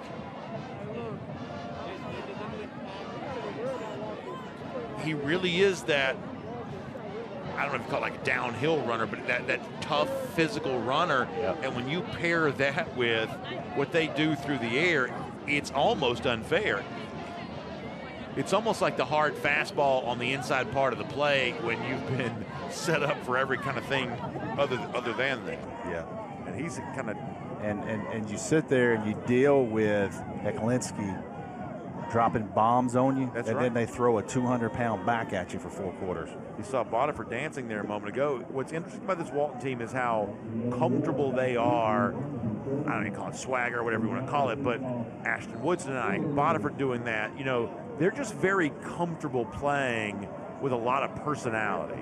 I talked to Coach Bruner this summer. He said that we're doing some different things with this senior group. We'll finish this play. See the return here. Trying to find something. Instead becomes a nice special teams tackle once again for Walton there. Todd Haley there to make that tackle. Let me see the scoring summary, then Rusty will let you finish your point. Breda pass management, 4 plays, 50 yards, minute 42 off the clock. Bodiford, another touchdown score. Coach Bruner told me this summer they added a few things they normally don't do, and I said, Coach, that's good. He goes, Rusty, I am trying to spend as much time with this senior class as I can. Yeah. Like anything we can do to be around this group, we're doing it. And they knew this summer this team had a chance. And the other thing that Daniel Bruner is very well aware of, you and I both had a chance to talk to him plenty, he understands this is a special group, right? A lot of these guys played very early in their Played careers. together a long time, yeah. And they are obviously very good, talented players, but also, you know, strong leadership characteristics there too. And so I think that Bruner is very much enjoying coaching this team, and obviously why would you not? Yep. But certainly that's what he's doing. And while we have a moment, we'll also show you our play of the game a little earlier. One of the big strikes from Jeremy Heklinski to Hunter Teal today. That was a throw. Beautiful throw, a wonderful touchdown catch by Teal. Back here in live action, you see Odom wrapped up. You kind of get, they got a flag here. This is getting a little chippy with Odom and some of the Walton players. You kind of get that feeling. You remember when Josh Lovelady last year with Mill Creek and that group of seniors, he kind of just was soaking it all in. That's right. They go on and win the state championship. After the play, unsportsmanlike conduct on the defense. 15 yards, first down. You see Ashton Woods is going off on that defense right now. That's what a senior leader does. I mean, he is upset. They got 15 free yards. Look at number 7 in the middle of the field. He is talking to his defense, and that's what a senior leader does. Do not give up any momentum when you had a third down coming up, and they give up 15. Saw a moment ago the dream season for Heath Webb, and Lumpkin County comes to an end. First ever appearance for the Indians in the state quarterfinals.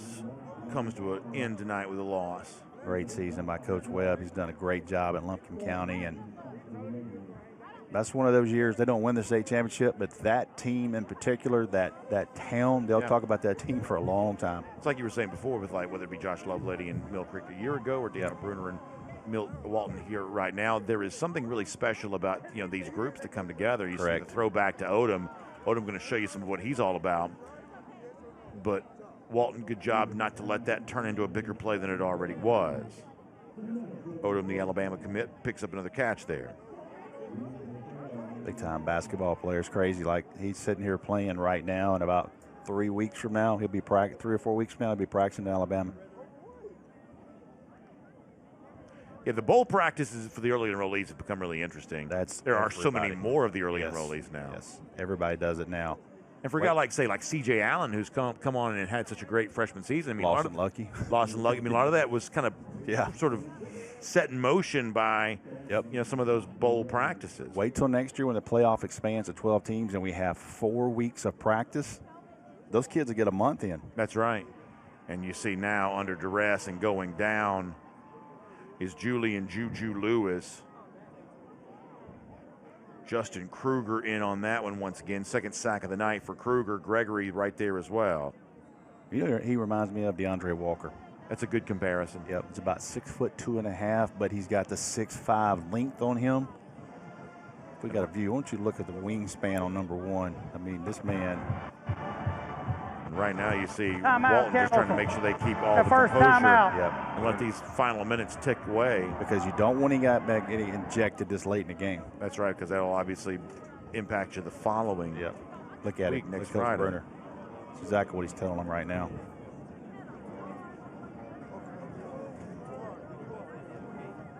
Yeah, Brunner's command and respect that he receives from this team, the relationship they have with each other, player, coach here, is so obviously strong. So he's going to obviously communicate that message here right now. And while we have the moment, we'll also give you the Georgia Elite Classic Recruiting Report presented by Dog Nation and a chance to extend a few more invitations here, Rusty. Yeah, I tell you what. It's been a week, man. We've met with coaches and talked with coaches, and it's just been one of those things. And we've had so many kids invited and talked about, and we're not done, but we're getting close. So you can go to GeorgiaEliteClassic.com, and if you want to get nominated, you better do it this weekend. We are very close to being full. Eric Ronning was wide receiver from North Gwinnett, we saw. Yes, a lot of talk about him. Include the regular season against Norcross, really was impressed with him. Farmer going to be wrapped up there. Ashton Woods once again on that stop. And you look at Ashton, we had him as a freshman, had Ashton as a sophomore. Had Zyke Hilton last year, the Alabama commit for Carrollton, played left tackle for us in a freshman game. Jeremy Heklinski has played 3 times, I believe. Twice. Played twice, freshman and sophomore. Farmer, going to see Kamari Farmer, 21. You'll see him there next month. Yeah, that's going to be a lot of fun. Folks there at Barron Stadium do such a great job of hosting that event. That's a throw to Odom. Odom going to use a stiff arm. Another stiff arm. Earlier today, we had Lane Kiffin, the Ole Miss coach, on hand. About that. That's Ole Miss, one of the schools still recruiting Odom, who's currently an Alabama commit. Yep, definitely. He's got some length on him. I tell you, he's been at Carrollton now for 2 years, transferred over, and he has been an impact player for them. And you want to watch some basketball highlights? Oh, my gosh. I mean, he is way above the rim. Clock sits at 3:01.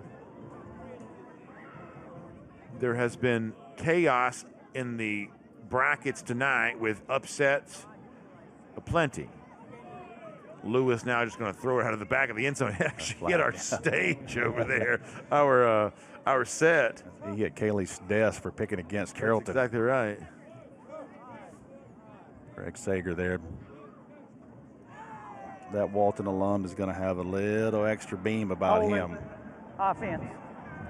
10 yards in the previous spot. Play first. It's a beautiful desk, by the way. It looks better when you see it from the front side as opposed to the back side. It's not really supposed to be shown from that angle. I'll say this, too. People are going to look at this score tonight, and people are going to say, hey, Carrollton, Juju Lewis is a sophomore, and he's already been out 2 years, and he didn't win a state championship. Let me tell you something. Carrollton, over the next 2 years, are going to be just as tough as anybody. They are a very, very young football team. See the hold right there at the top. Yeah, you can see it. Yep. Well, I think part of this, too, if it is indeed going to be a season that comes up short for Carrollton, as Lewis is going to throw again into double coverage. Kofor was there, but, I mean, you're talking about flying all over the place. Tyson McCrary was doing that there. Some of this, to me, Rusty, is just a basic reflection of the overall depth of 7A. Correct. We said this, I mean, how many weeks in a row that we thought that anyone could win. There was a time in which, for instance, Buford was sort of viewed as a prohibitive favorite in 7A. I don't think either one of us ever quite bought that. Not that we didn't have respect for Buford, but we just didn't really see anybody standing head and shoulders over anybody else, including a team like Carrollton in the state finals a year ago. This is just, to a certain extent, the story of getting caught up in the numbers game where you're going to have to play somebody really good in the quarterfinals, and it happens to be a very hot Walton team. Screenplay being set up. Gregory met it right away. And then other Walton defenders followed, including Sonderman being another one of those guys that plays both ways. I'll tell you this. I treat this part of the bracket, Brandon, almost like you would a basketball March Madness. It's about guard play and it's about quarterback play. And when you got one like Jeremy Hecklinski and what he's doing and what he has done, they're going to be a tough out. You know who said that as well was John Reed last week, the Rome coach. Lewis looking to throw. He said that once you get kind of like second round and beyond, the only teams that advance are teams that have really high-level quarterback play. And for the most part, you see that across the board. Now, I'm not taking anything away, but you look at Marist and what they do, they're the kind of the outlier. Yeah, if you've got a really particular offense, and perhaps the wing tee from Camden County is kind of the same type of deal. But by and large, it's college-level quarterbacks, high college-level quarterbacks who are advancing in this round. Yep. And a lot of the classification. Got to have one. Certainly 7A and 6A, that's definitely going to be true. Falcons need one. I don't want to get on that subject. Sore subject. Going back to Desmond Ritter. By the way, the mustaches worked better for Daniel Bruner than it did for Arthur Smith. You have to say that. Trying to connect with Odom there in what starting to feel like his last high school game. And that's just a turnover on downs for Carrollton. Man, you have to look, and you see him looking at that scoreboard right now. He's trying to do the math in his head, but he's also looking at that 56 going. Yeah. What a night for Daniel Bruner. The job that he's done here as Walton coach. Beat North Gwinnett 48-19 last week. Going to have a chance to beat Carrollton 56-35. Will also see the game's key first down here presented by the Atlanta Falcons as Walton gets to step up into a victory formation. They don't shy away from talking about their goals. Daniel Bruner told us right before the Corky Kell Dave Hunter Classic, we have a goal to win the first one, then we want to win the region, and then we want to win a state championship. And he has been steadfast in his belief that Walton will bring home a state championship. They played for one in 2011. Tonight they'll move to 13-0 with the possibility of actually winning the state championship at 7A this year.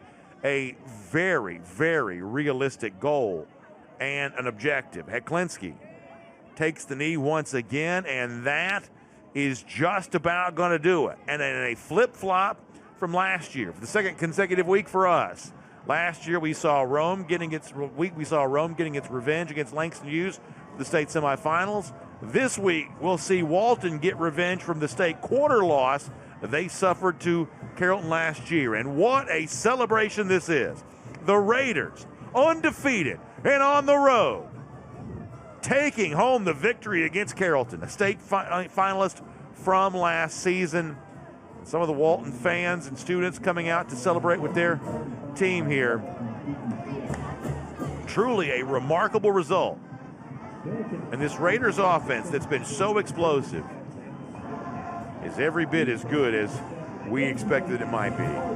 Rusty, also tremendous sportsmanship there with the handshake. Yeah, man. You see these two teams and well coached, and probably we kind of talked about, we felt like Walton offensively was going to be a lot to handle for 4 quarters, and we didn't think this quarterback was going to play like that, but he put on a show tonight. Listen, I don't know the final stats, but he was 22 for 24 for 350 going into the 4th quarter at Carrollton.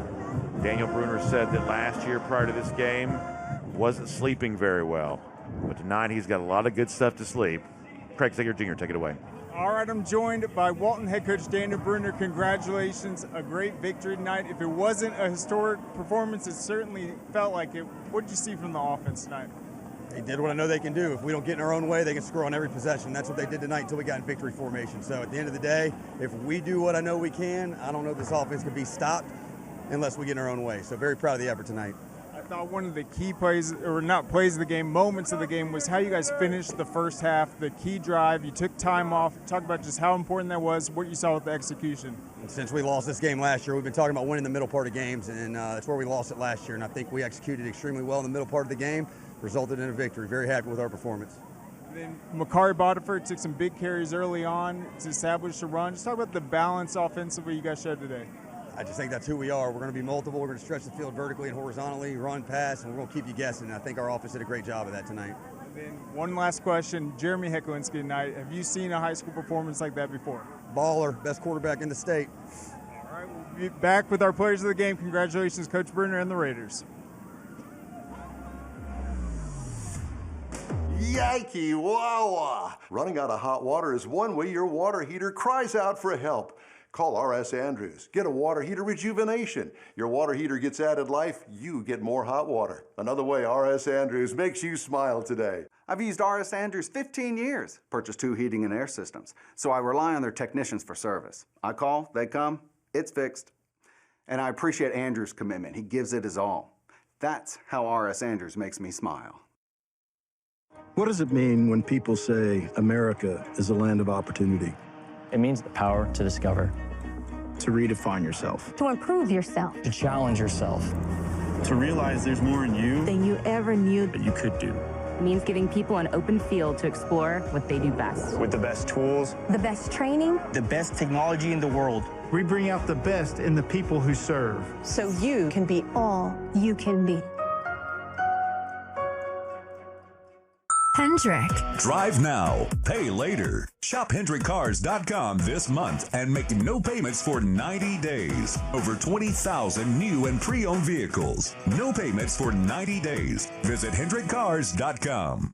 A journeyman with Local 85, when you turn out, you can be hitting 6 figures. Hey, I have your back, you have my back. We're going to do this together. We're one for all for one. College just wasn't for me. Let's look into actual career jobs that wouldn't take college, where I wouldn't, lose money and all that. Instead of losing a lot more money at the end, why not make money and make more money at the end?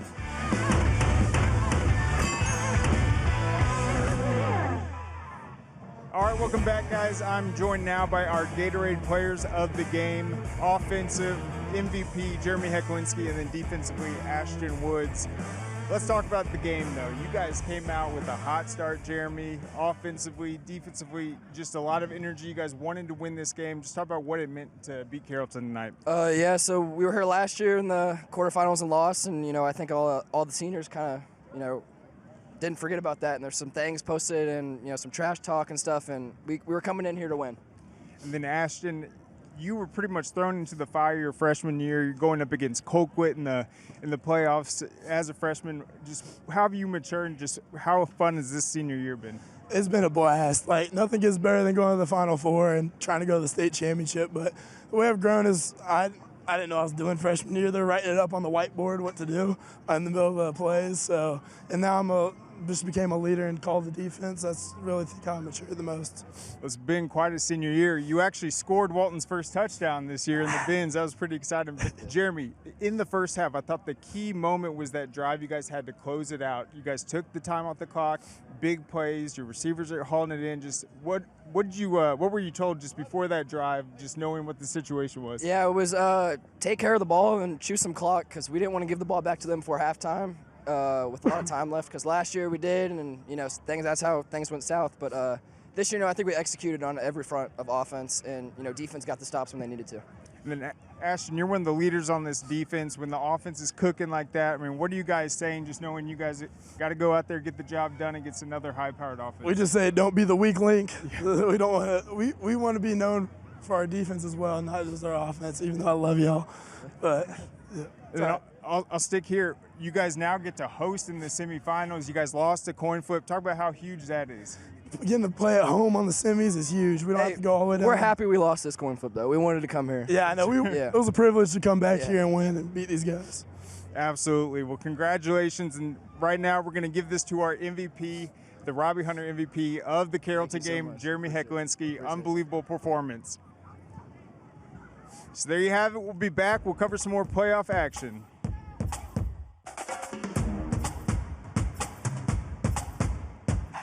From the baseline to the sideline, the best live sports from Atlanta and beyond are on Peachtree Sports Network. The biggest plays, the instant classics,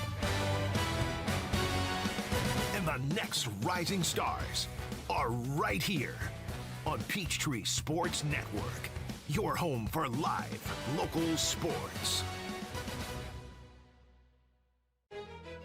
ADHD diagnoses in the United States for school kids has increased by 43% in less than 10 years. This is the first time a teacher ever mentioned ADHD. I was super offended. A big part of me thought it was a bogus diagnosis. The flip side of distractibility is curiosity.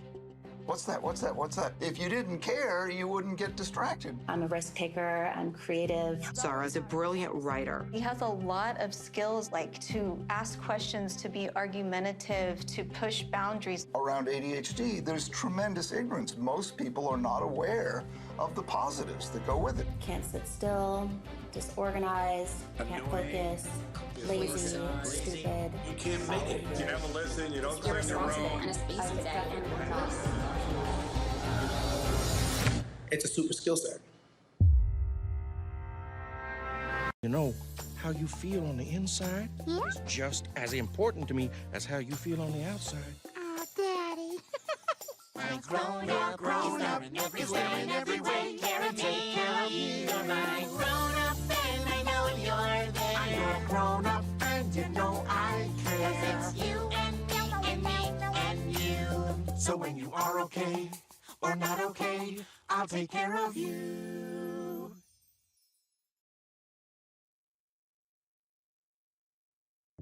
And welcome back to the Tailgate Show, brought to you by GeorgiaConstructionCareers.com. I'm Kaylee Mansell with On3's Rusty Mansell and Score Atlanta reporter Craig Sager in a rematch of last year's Elite Eight. The odds are a little bit different. Walton comes in, gets the win. They progress to the Final Four. We had a phenomenal game here tonight in Carrollton, but there were a lot of big upsets, especially in the 7A bracket. So let's go ahead and take a look at our scoreboard, brought to you by Score Atlanta. Now, I just want to start this off by saying that we'll go to that next. Okay, here we are. Walton gets the win here over Carrollton in the upper left side. They will host Camden County next week, and this is where my apology statement comes in. I said it was Mill Creek, no doubt. Camden County, a 3 seed, I believe, from Region 1. On the road 4 weeks in a row now.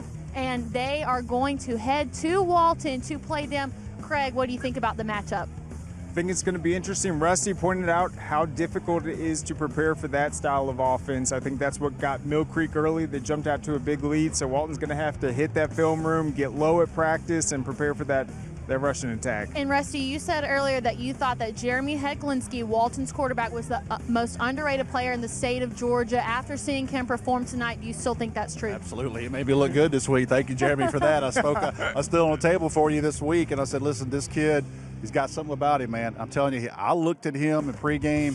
He was not nervous. No moment was too big for him. I know I heard his comments right here. He spoke for himself, but I can tell you this. He had this game marked on his calendar, and he delivered tonight. So that will make Walton and Camden County the first two teams in for the 7A Final Four. Moving on to the other side of a bracket. They were the #1 team, but some still might say this was an upset game. Grayson wins a close one over Buford. 19-14, Craig, was just the outcome we were expecting. Well, I mean, you expected it. I picked Grayson in this one. I don't know. I just feel like Buford is a tough matchup for them. Grayson is so fast. You got Tyler Atkinson getting after it. I bet that was just a slugfest, but credit to the Rams. I mean, their season, they lose the region opener, they lose to Walton early on, and that's a team no one wants to face. Yeah, Rusty, Craig mentioned that Grayson dropped game one in the Corky Kell Dave Hunter Classic to Walton. Really wasn't a close game. How far have they come since then? A long way, man. I said it this week, too. They're the hottest team in the state of Georgia.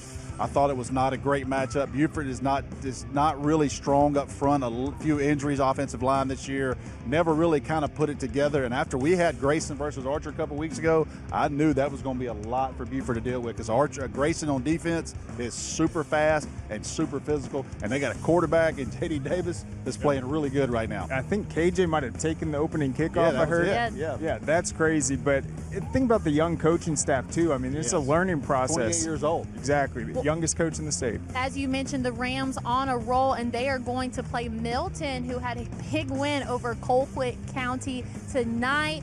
Luke Nickel, the Miami commit, he's just been outstanding for Milton all season long, but they're going to have a tough opponent in Grayson. Rusty, what expectations do you have for the game? Look, at this point of the year, it's about turnovers. It's that both teams are good, coaches are good, athletes all over the field. It's like tonight. Can you get stops on defense, and can you create turnovers? Games like next week in 7A in Georgia, you're not going to out-athlete teams. You got to out-execute teams. Craig, you took both Milton and Grayson tonight. Can you give us any early predictions for next week's game? I think when we saw Milton play, their offense struggled early in the season. It was a question about the run game, but when they're balanced offensively, it can control the clock like they did to Roswell and probably tonight. I think that gives them a huge advantage, and defensively, they got athletes all over the field. And let's go ahead and take a look at our Class 6A bracket. This is the upper left side. Douglas County won that game, so Douglas County will host next week. And I didn't see the final score, but I think at one point it was 24-0 over Lee County. And Johnny White and Douglas County, you talking about flexing a season, and they're not done yet. Craig, do you think that this Douglas County team is talked about enough? I put them in my preseason rankings, but it's because last year Sire Hardaway's hurt. They kind of go under the radar, but I think they have one of the best classes of 2026, and those guys have stepped up and played a big role. They're really deep. They're good in all three phases. They got a great kicker too. Hasn't missed a field goal all season, so they are definitely a legit contender in 6A. And moving on to the lower left side of our bracket, Douglas County will face Woodward Academy 2017. This might be the biggest upset of all brackets tonight, Rusty. I don't know that many people pick Woodward Academy to beat Gainesville. Yeah. You look at the team, Gainesville, a lot of upperclassmen. Baxter Wright coming back, Josh Niblett. You give them like a complete offseason. You think, you know what, they almost pulled it off last year. Probably the favorite on paper, but all the credit to the world. Woodward Academy comes through. It'll be a big-time football game next week. Yeah, Craig, we mentioned teams that we don't talk about enough. After seeing this, I don't think that we've talked about Woodward Academy enough. What do you know about them? I mean, their defense is lights out. It's unbelievable. I really like the way it's been playing all season long, and then they're winning games. You look at their only loss in state this season, it was to Marist, I think a last-second field goal. So, I mean, they've been really solid all year long, and they're just a tough matchup. And moving on to the other side of our bracket, some good games. Marist with a big win over Roswell. We said it tonight, that triple option is so tough to cover. It's hard to practice. You can't do it with scout team, and it shows right here, right now, as they beat Roswell 34-14, no issue. I'm going to show my age right here, and nobody at this table understands it, but Marist and Thomas County Central played 3 of the best games in the 1990s, period. Twice in the semifinals, once in the state championship. And next week, I know that both of those communities are thinking, oh my gosh, we're back again in 2023. Marist is going to host Thomas County Central, and you're going to hear all the stories. Craig's going to get all the stories this week on those games back in the 90s, because those were classics. Ed Pilcher versus Alan Chadwick. Next week, Thomas County Central gets back on a bus, and they're coming to Marist. And Craig, you mentioned your preseason rankings. Did you have Marist anywhere in there? Yeah, I had them in, I think, 6 or 7 range. I mean, they've returned a ton of players. I just love their fullback. I love the way they've been playing, and I knew it would be a frustrating matchup for Roswell. Yep. And you move on to the lower right side of our bracket. When we checked this game at halftime, Rome was up over Thomas County Central. Thomas County Central making the trip to Rome. I know you know how they won. Tell us, Rusty. Kicked the field goal with 3 seconds to go, a 30-yarder, and listen, we expected that to be a physical football game, and it was. And everybody I talked to said it was just one of the best football games I've ever seen in that stadium. And listen, last game for Reese Fountain and that senior class at Rome, have nothing to be ashamed of. Laid it all out on the field tonight. But you're going to hear this all week long. The people, the historians, the Todd Holcombs, the Craig Sager Juniors, everybody that writes about high school football in the state of Georgia. Thomas County Central and Marist, you talking about classic rematches you're going to see this week. Craig, after watching Rome perform last week, did you think there was any way that they would get that win there? I knew it'd be a defensive game. Correct. I was surprised early on. Rome jumped on him, but I mean, Thomas County Central, it's not even complimentary football. They're so good on defense that they can just rely on it and set themselves up at the end when it matters most. Listen, their defensive line might be the best in the state. That's going to be such a fun matchup against Marist's offense. And moving on to our Class 5A bracket, let's go ahead and take a look at the upper left side. Creekside over Warner Robins 35-14. It was a rematch of last year, but Creekside comes out on top this time. Craig, what do you like about this Creekside team? Big, solid victory right there, both sides of the ball. Warner Robins they had a great season too, just bringing in the new pieces, but that was a revenge game. Creekside won it similar to tonight with Walton. Had to feel good for Coach Dixon and them. You know that Warner Robins has knocked them out, I think, 2 years in a row. So to get that win tonight, finally kind of get that off your back. You've got a bunch of seniors. You got a chance to play in the Final Four next week. And looking at our lower left side of the bracket, Creekside Jefferson. Wow, I mean, you couldn't have asked for a better matchup right there. Sammy Brown and the Jefferson Dragons continue to make headlines with a 35-12 win over Harris County. Rusty, what do you think about that matchup? Travis Nolan, Coach Dixon. It's one of those you don't have to say a lot about, knowing that's going to be – both of these teams are going to have a really physical practice on Tuesday because they know what's coming next Friday night. Craig, where is the key position battle in this game? Well, you got the two-headed attack, but I just think Sammy Brown's the best athlete in the state. People forget how fast he is. I mean, he can squat 585 3 times. The only person I've ever seen that strong and fast to come to the state is Nick Chubb. And looking at the other side of our 5A bracket, this is the upper right side. Cartersville shutting out Jenkins tonight. Craig and I mentioned it at halftime, but Cartersville played a lot of really close games. They were down a lot during the regular season, but they have no trouble putting out Jenkins County tonight. 35-0 shutout game. Craig. Yep, I'm impressed. I thought they had a favorable quadrant in that 5A bracket, but 5A remains very intriguing. I think the big matchup, though, with Jefferson on the other side, Sammy Brown, but I think Cartersville has a chance. And we have to give all the credit to Jenkins. They were a 4 seed. Yep. They beat Arabian Mountain, upset Dutchtown, so we've got to give them credit for a Cinderella run. Coming down from the coast, you don't hear much about Jenkins down in Savannah. Good run for them. It ends tonight in Cartersville. We're about to flip this screen. I'm going to show you who Cartersville's playing, and I get their attention real quick because what they did to Cass tonight, 30-0. I think Coffee has only given up 8 points once this year, 1 touchdown. They haven't given up 2 touchdowns in one game. They got a running back in Fred Brown who will be at the Georgia Elite Classic. Everybody talks about him. They're about 6'5", 320 pounds, 6'5", 300 pounds. They're huge across the front. And you think about it, Cartersville and Cass went to the last play of the game. They did. Coffee beat Cass 30-0. Coffee's coming to Bartow County, though. I was just going to say that Cass, even though they were a 4 seed, we've seen what they can do over the last couple of weeks. We saw what they did to Kell in round 1 of the playoffs, so don't think that was an easy win for Coffee. It just goes to show how good they were. Now, guys, we've got more brackets coming up for you right after the break, so stay right where you're at.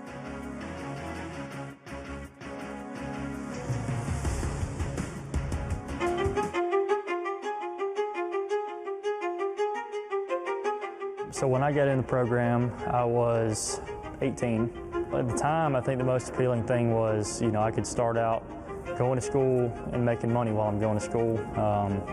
Not coming out in 4 or 5 years, $30,000, $40,000 in debt. That was the biggest attraction to this. I got in 3 days after graduation and hadn't looked back. The Georgia Sheet Metal JETC provides apprentices with free training and careers that are stable and essential to the operation of the modern world. Both craft jobs and management positions offer lucrative pay with benefits as well as the stability of a growing industry. Skilled journeymen in the sheet metal industry are essential to our community now and in the future. Learn more about free technical training with no student debt at our website, careersinsheetmetal.com.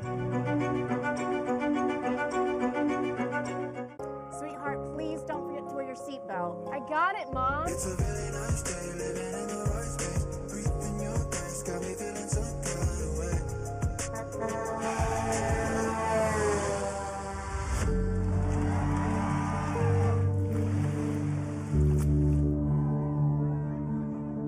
In the blink of an eye, so many tomorrows can disappear. Buckle up for your future, every trip, every time. A message from the Governor's Office of Highway Safety. Welcome back to the Tailgate Show, brought to you by GeorgiaConstructionCareers.com. I'm Kaylee Mansell with Rusty Mansell and Craig Sager. We just took a look at the 7A, 6A, and 5A brackets. Let's go ahead and break down the Final Four of Class 4A. And taking a look at the upper left side of our bracket, Here we have Stockbridge with a win over Spalding, 35-14. Craig, what do you like about Stockbridge? I mentioned they had a tough game against Westminster. I wanted to see how they responded, and they were out huge early, shut down Spalding. Spalding crawled back into it later, but I think Stockbridge is a dark horse in 4A. They've got serious talent and some big-time defensive playmakers at the linebacker spot. And when you take a look at the lower left side of the bracket, Stockbridge is going to go on to face Benedictine. Benedictine, a team that's very familiar being in that position. They got a big win over North Oconee tonight. So Benedictine and Stockbridge will face off for the left side of our 4A bracket. Let's go ahead and take a look at the upper right side of Class 4A. Here we see Stars Mill. Rusty, I'll let you talk about this one. Just take it. Oh, man. So Central Carrollton was down, I believe, 22-0. They come all the way back to tie that up, 29-29, 4 seconds left. And I believe that Stars Mill hit a 51-yard Hail Mary to win the game on the last play of the game. I mean, what an Elite 8 treat. And we will see Stars Mill take on our lower right side of the bracket champion here. We have Perry. So that's going to be another big one. We'll see Stars Mill, Perry face off for our right side of the bracket for Class 4A. Now let's go ahead and take a look at our Class 3A bracket. Class 3A, I mean, we can just skip. We can just say, you can just say the champs and the next bracket, because that team right there, until someone knocks them out, they're the champs and they're the heavy favorites. And Cedar Grove will play Calvary Day out of Savannah. Jake Merklinger, the Tennessee quarterback commit. Rematch from last year. It is. We did that game in the quarterfinals last year. And listen, you want to talk about rematches. Walton got it handed to them last year. They thought about that game all year last year. This is Calvary's day. They had to sit there and think about that game all last year, the entire calendar. A very, very talented quarterback, a very talented Calvary Day football team will come to Atlanta again to play Cedar Grove. And they get a 42-21 win over Wesleyan. Now let's look at the right side of our bracket, starting with the upper side. Another Savannah team. There it is, Savannah, a proud town tonight. Number 2 team of that region, Calvary Day, beat them early in the year. They go to the mountains and beat Lumpkin County. Savannah Christian with Elijah Griffin, the number 2 rated player in the country, 5-star. And Savannah Christian's going to face our lower right side bracket. It's going to be Carver Columbus here, the number 1 seed out of the number 1 region. Carver Columbus and Savannah Christian in that Class 3A right side of the bracket spot, Craig. Like the way Coach Coffey's doing it at Carver. They lost a heartbreaker last year to Oconee County. They were in the 4A state championship just 2 years ago, and they keep winning these close battles. They got themselves in the semis. As a huge sign for the Tigers. And moving on to our Class 2A bracket, starting with the upper left side, Fitzgerald over Callaway, 17-14, close game. And when you take a look at the lower left side of the bracket, Fitzgerald is going to face Pierce County, who had a 49-17 win over Fellowship Christian tonight. Craig, what can we expect out of this matchup? That just impresses me so much, Pierce County. I mean, Fitzgerald, they're always in the semis, they're always in the finals, but Fellowship Christian had a really talented team, great running game, big-time offensive line prospects. That's a huge result by Pierce County. And moving on to the right side of our bracket, starting with the upper side, Rockmart had no trouble tonight with Toombs County. It is a 45-21 win for the Rockmart Yellow Jackets, and we are going to see Rockmart face the lower right side of our bracket in Cook County, who won 23-20 tonight over Columbia. Rusty. Big time win for Cook. But listen, I want to say something about Columbia, not a traditional football power out of Metro Atlanta. And I'll say this about them out of DeKalb County.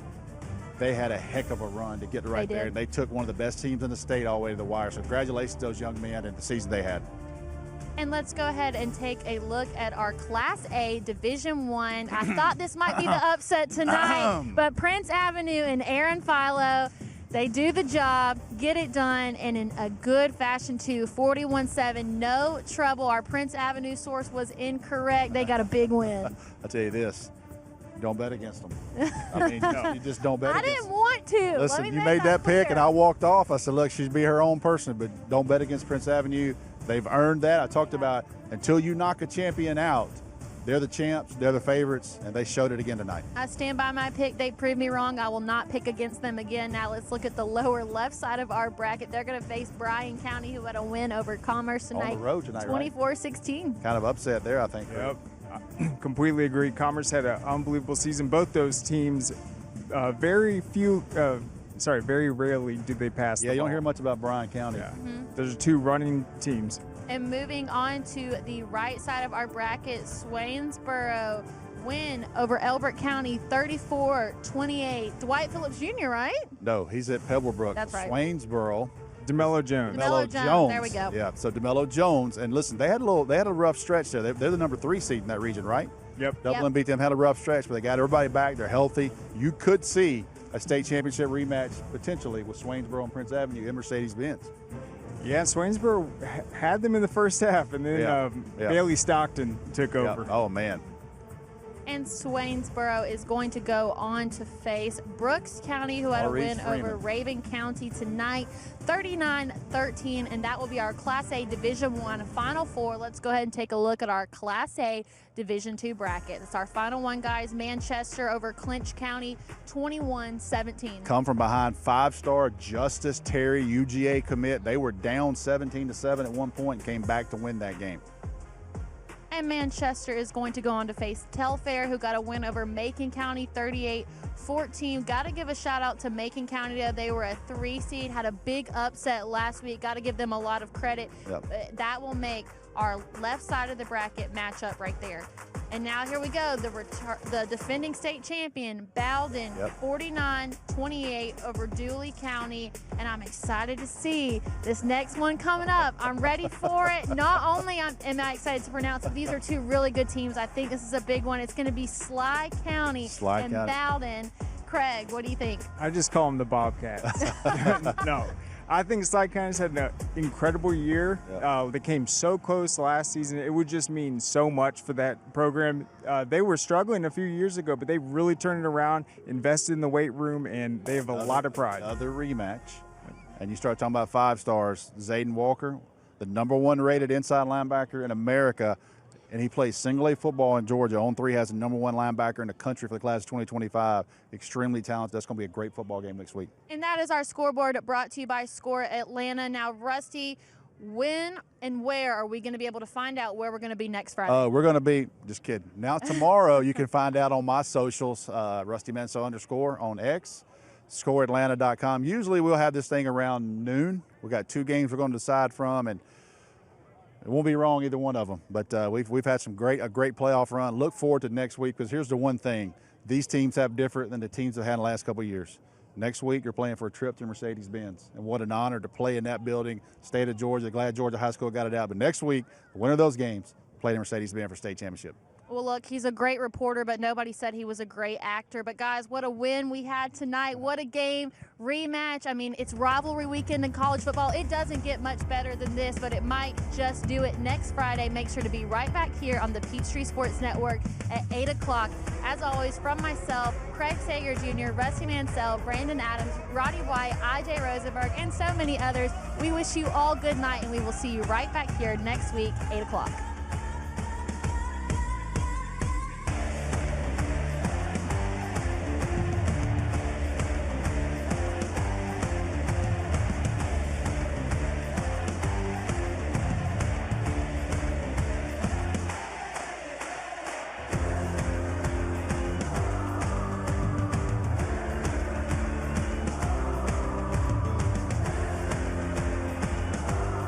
From the baseline to the sideline, the best live sports from Atlanta and beyond are on Peachtree Sports Network.